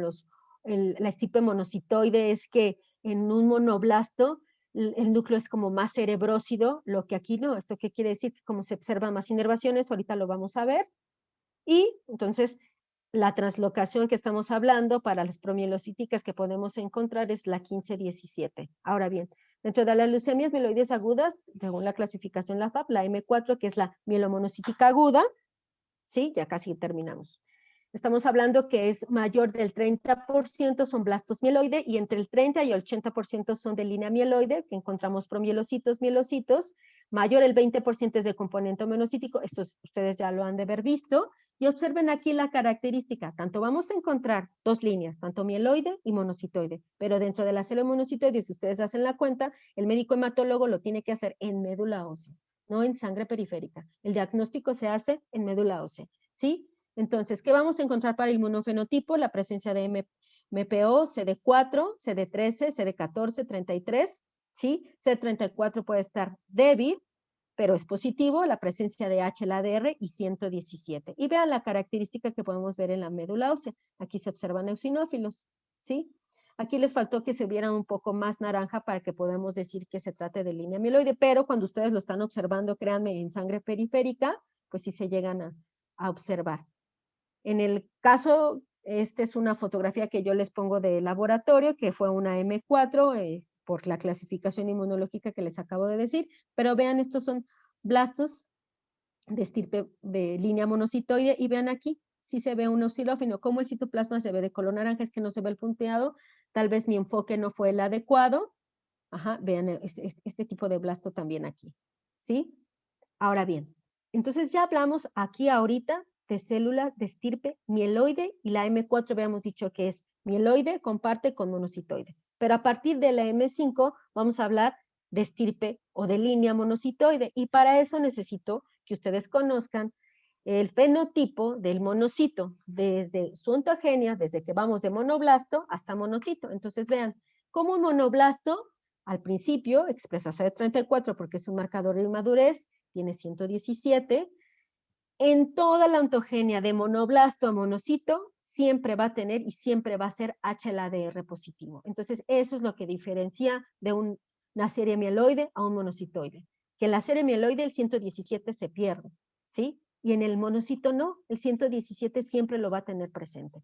De tal manera que en la serie monoblasto el 64 lo tiene. Pero si ustedes me fueron siguiendo, y si fueron observadores también en las diapositivas, habíamos dicho que el CD64 también se presenta en el caso de los neutrófilos, pero ya cuando están maduros. Pero vean, en el caso de los monoblastos, lo tienen presente en las células inmaduras. El 11B, ¿se acuerdan que también lo presentan los neutrófilos? También el 11C. Pero vean cómo en etapas ya más maduras, con el caso del promonocito, pues tenemos la presencia de 11B, la presencia de CD36, el CD4 también lo presentan los promonocitos y los monocitos. Ajá, y en el caso de este marcador, de este receptor de los monocitos, el IREM2 lo van a tener los monocitos más maduros. Entonces imagínense, aquí yo les presento que son más de 10 marcadores. Si ustedes quisieran comprar los marcadores para identificar esta estirpe celular, ustedes tendrían que ver esta tabla y decir, ¿cuál voy a comprar? Que me ayude a identificar tanto el más inmaduro como el más maduro, ¿no? Entonces, podrían ustedes tener, que de cajón siempre van a tener el 117, el CD34, el CD64 y el IREM. El CD14, si se dan cuenta, la etapa, lo tienen en etapa de promonocito. Pudieran tener, pero para diferenciar de un inmaduro a maduro, pues es importante jugar con el IREM y el CD64, y si se dan cuenta, como les había dicho, son leucocitos, entonces el CD45 va a estar presente en toda la ontogenia celular. Y dentro de la clasificación, pues tenemos la M5 se divide o se subdivide en monoblástica aguda, que es M5A, ese es puros monos, y M5B, que van a ser la presencia de promonocitos. Entonces, una es monoblástica y la otra es monocítica. Entonces, M5A, aproximadamente el 80% son monoblastos.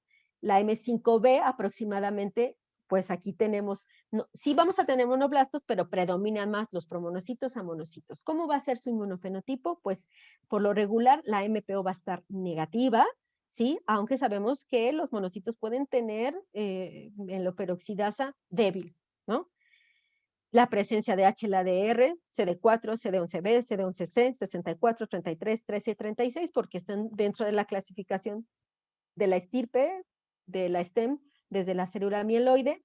Si estamos hablando que es M5A variante monoblástica, entonces tenemos que son CD117, HLA-DR positivos, y CD34 puede ser negativo o puede ser menos más. Y si estamos hablando ya de serie de estirpe ya más madura, que saltamos al siguiente estadio, pues el 117 es negativo, el 34 conforme va a ser negativo, 14 positivo, 15 positivo, IREM, y ocasionalmente pueden tener el CD19. Entonces vean en la morfología un M5A, pues son lo que yo les decía que son los monoblastos. Pudieran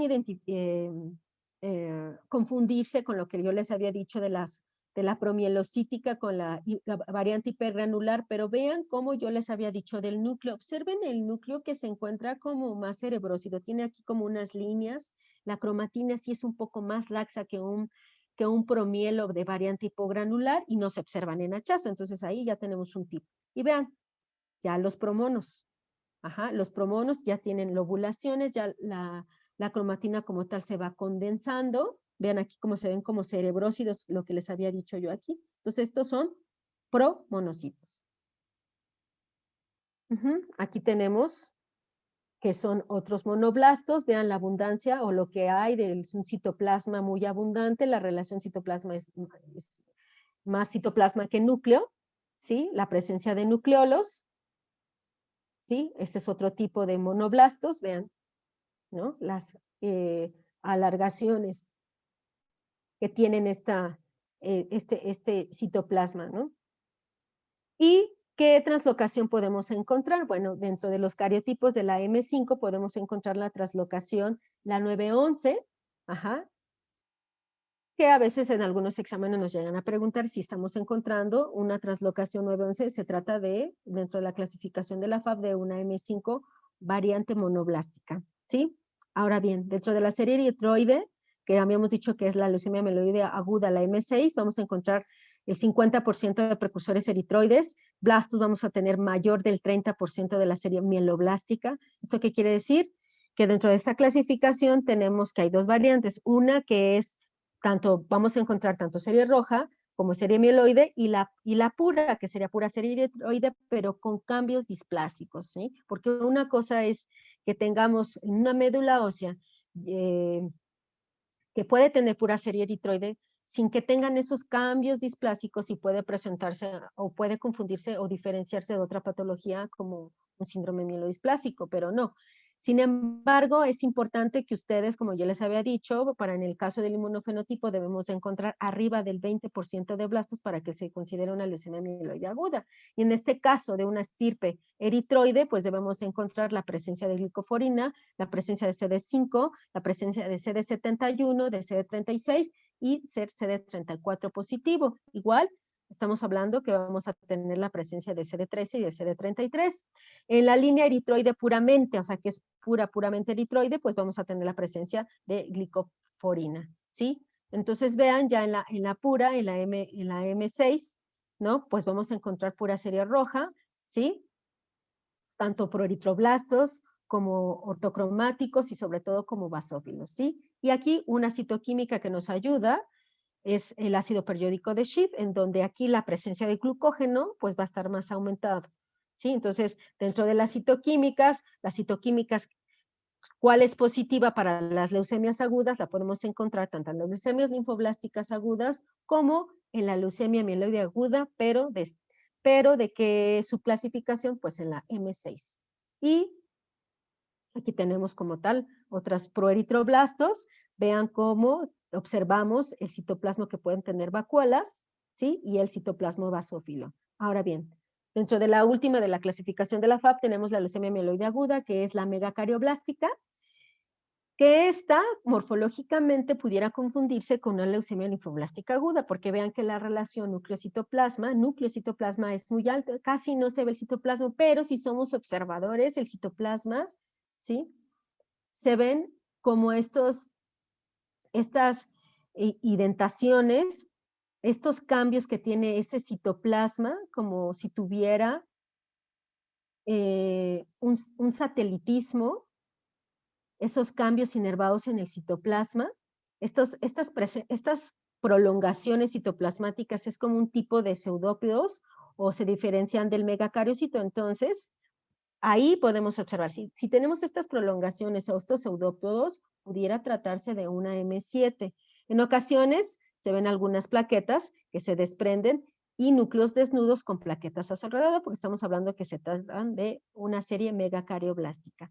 Aquí habíamos dicho que es mayor el 20% de blastos, su morfología es diferenciada, la MPO o el negro Sudán, que es la citoquímica, van a estar negativos y deben de ser positivos para CD41A, CD42B, CD61. Habitualmente son positivos siempre para CD34, 33, CD13 negativos, esto sí es bien importante, yo que les comente que son MPO negativos, CD13 negativos, 33 positivos, 34 y deben de ser positivos para CD41, 42 y CD61. Si en estos marcadores, si son negativos para 41, 42, 61, no se trata de una megacarioblástica, ¿sí? Es por eso que es importante que ustedes conozcan, pues, los marcadores de una leucemia linfoblástica aguda y los marcadores de una leucemia, en este caso de una megacarioblástica, porque por morfología se pueden confundir. Sin embargo, habitualmente en los niños se ven característicos este tipo de leucemia, por ejemplo, los pequeñitos que tienen síndrome de Down,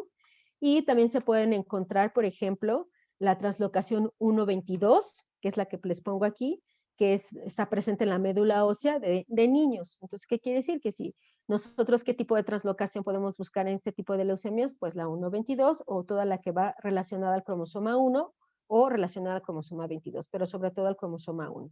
Y bien, ya para terminar, yo les pongo este ejemplo aquí y les digo, realizaremos frotis sanguíneo, ¿ustedes cómo ven? Quiero que observen el hemograma, quiero que observen el gráfico de granularidad contra fluorescencia, vean cómo, fíjense, observen cómo se observan las diferentes compartimientos, eosinófilos, neutrófilos, monocitos y neutrófilos, ¿sí? Vean la diferencial, sin yo ver esto quiere decir que se ve bien, sin embargo, lo que estoy denotando aquí es que hay como tal una baja en los leucos, una baja en la hemoglobina, pero las plaquetas son normales. Entonces aquí tendríamos que buscar en la serie roja qué hay, ¿no? Y vean la presencia de reticulocitos, están aumentados. Entonces, no se trataría como tal de una leucemia aguda. Vemos los gráficos, vean que no hay blastos, no hay granulocitos inmaduros, no hay división a la izquierda, no hay linfos atípicos, no hay presencia de normoblastos, ¿sí? Y vean esto de aquí, si hacemos un frotis o un extendido de sangre periférica, lo que observamos aquí son linfos y nos enfocaríamos a la serie o a la estirpe, a la roja, es decir, a la morfología para saber si, como es una anemia, pues de qué tipo de anemia se trata. Ahora bien, vean otro ejemplo de un hemograma. Aquí estamos hablando de leucos de 40.790, hay una visitopenia y sin embargo el equipo no nos da como tal, por esa alta fluorescencia, no nos da o no nos identifica las líneas celulares y oh my god, y entonces nos vamos con los gráficos y entonces dice, esta tiene blastos. Recuerden que hay veces que los equipos sí nos pueden dar las alarmas, pero lo que les va a ayudar más a ustedes es identificar los comportamientos de los gráficos y sobre todo realizar sus extendidos de frotis de sangre periférica. Si lo observamos a 40X, aquí vemos que la relación núcleo-citoplasma se encuentra muy alta, que no se observa muy bien, entonces nos vamos a 100 y entonces observamos que la cromatina está laxa, la presencia de nucleoles y se trata de blastos.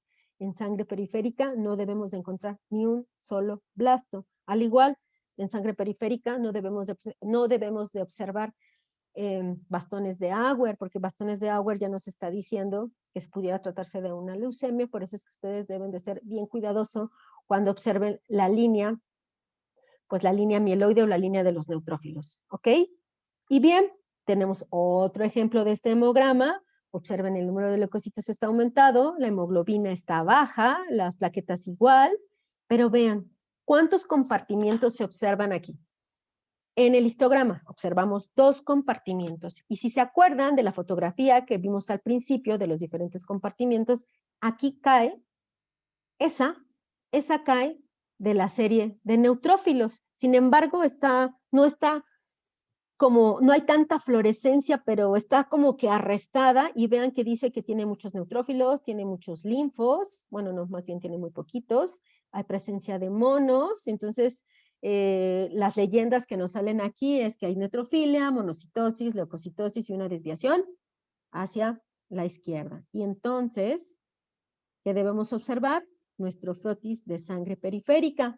Como ya habíamos visto la clase de granulocitos inmaduros, vean que tampoco hay granulocitos inmaduros, y observen que esta característica de las células, ¿sí? Casi aquí la relación núcleo-citoplasma pareciera que tiene más núcleo, pero vean, la presencia del citoplasma se ve muy basófilo, ¿sí? Y si lo vemos como tal ya en 100, vean que aquí ya se forma el núcleo como en forma de hachazo, y que todos estos que se ven aquí como esa coloración basófila se trata de gránulos, ¿sí?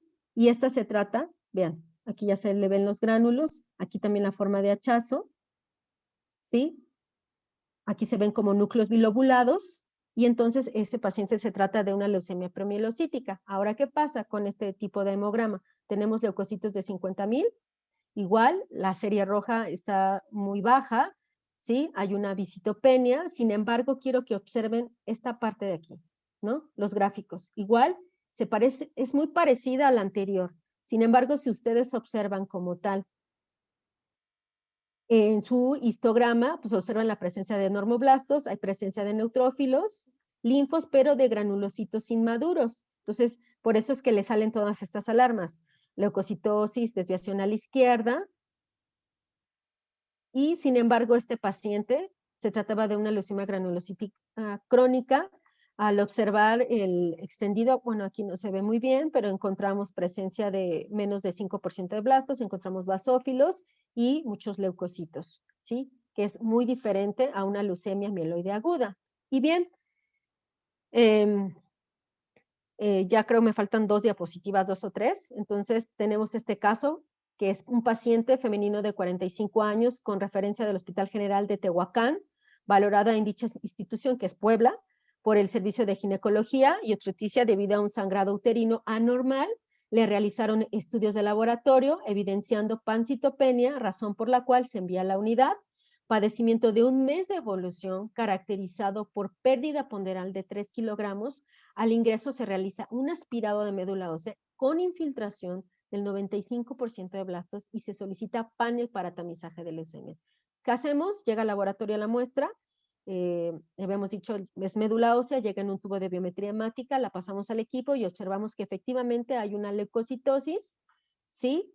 Y que no nos da como tal la diferencial, pero más sin embargo sospechamos que se tratase de línea mieloide. ¿Por qué? Porque estaba presente en ese compartimiento. ¿Y qué es lo que observamos? Observamos en la médula ósea que nos dieron por parte de este hospital la presencia de estas células en hachazo como bilobuladas. Miren, aquí hay una, aquí tienen otra, y entonces, ¿a qué se parecen? A lo que vimos. Entonces, se parece como a promielocitos de variante hipogranular, y entonces procedemos a hacer el inmunofenotipo. ¿Qué es lo que vamos a hacer? Entonces, vean, se parecen a estos que están aquí. Vamos a montar el ALOT para que nos diga la orientación, si se trata de una leucemia linfoblástica o una leucemia mieloide. Sin embargo, por morfología, aquí sí podemos decir que se tratase de una leucemia mieloide. Y vean este gráfico que está aquí con CD45, que es cuando ya metemos el anticuerpo monoclonal.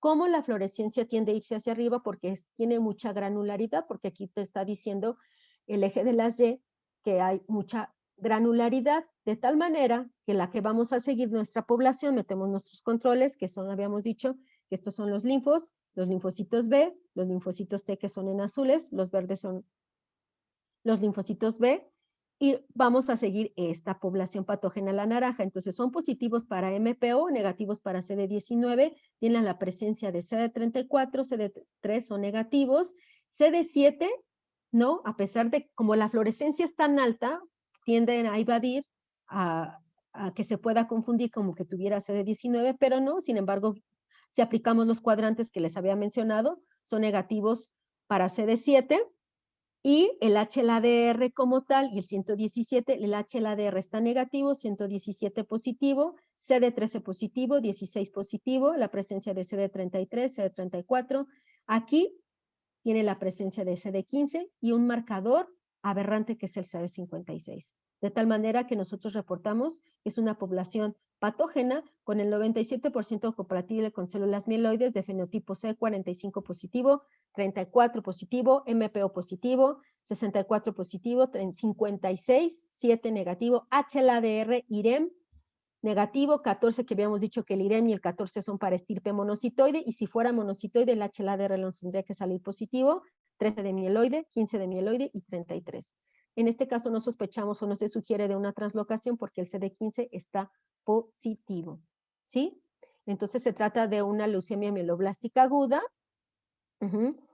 Le ponemos nosotros que de acuerdo a la clasificación de la FAB, ¿no? Que se tratase de una M3 variante hipogranular, ¿sí? Ahora bien, si ustedes quieren revisar qué tipo de marcadores van a ocupar para hacer el fenotipo, pues les recomiendo que lean este artículo, que es de la Gaceta Médica, lo encuentran en el 2019, que es un reporte de la primera reunión nacional de consenso para inmunofenificación de leucemias agudas, donde participamos, ¿sí? Y se convocaron y se reunieron a 95 profesionales expertos en el tema para analizar y contrastar alternativas y llegar a un consenso para la recomendación para el empleo de paneles y manejo de muestras dependiendo de las necesidades de cada laboratorio, ¿sí? Entonces es bien importante, no necesitas ampliar 40 marcadores monoclonales, pero sí es importante que apliques los necesarios para que tú puedas distinguir las diferentes estirpes celulares. Y como conclusiones tenemos que las leucemias agudas son proliferaciones clonales malignas de células hematopoyéticas inmaduras de tipo blástico que van a infiltrar tanto la médula ósea, la sangre periférica y otros órganos. El diagnóstico requiere la presencia de más de un 20% de blastos en la médula ósea o alteraciones citogenéticas, moleculares, definitorias, para identificar dianas terapéuticas. La leucemia linfoblástica en la neoplasia infantil es más frecuente y la leucemia aguda mieloblástica predomina más en adultos. Los estudios genéticos y moleculares aportan una valiosa información pronóstica, identifican subtipos leucémicos y al igual otros factores pronósticos, como ya lo habían comentado los médicos, pues son la edad, los leucocitosis, el diagnóstico y respuesta al tratamiento, lo que nos van a ayudar a identificar a los pacientes si son de riesgo habitual, de alto riesgo, entonces nos ayudan a clasificar los riesgos que tienen los pacientes. Y la observación del frotis de sangre periférica con relación al hemograma es fundamental para ayudar al médico en su diagnóstico y ayudar también al químico a poder distinguir las diferentes estirpes celulares. La observación de la médula ósea es fundamental para el diagnóstico, junto con otras pruebas de gran importancia como el inmunofenotipo para determinar la estirpe celular. Entonces, debemos de acompañar el inmunofenotipo para que ustedes puedan definir, caracterizar, identificar de qué estirpe celular se trata la leucemia aguda. Y pues por mi parte, les doy las gracias a ustedes por escucharme. Es un tema, el hablar de inmunofenotipo nos tardaríamos más de una semana para ver la caracterización inmunológica de cada una de las estirpes celulares. Y pues si tienen alguna pregunta, ahorita lo checamos aquí en el chat y puedes encontrarme, este es mi correo electrónico. Pues muchísimas gracias y este es mi equipo de trabajo y le agradezco a los químicos del diplomado y a los coordinadores, al laboratorio y a los pacientes del Hospital General Centro Médico La Raza. Muchas gracias de verdad por su tiempo. Por mi parte sería todo. Si tienen alguna pregunta.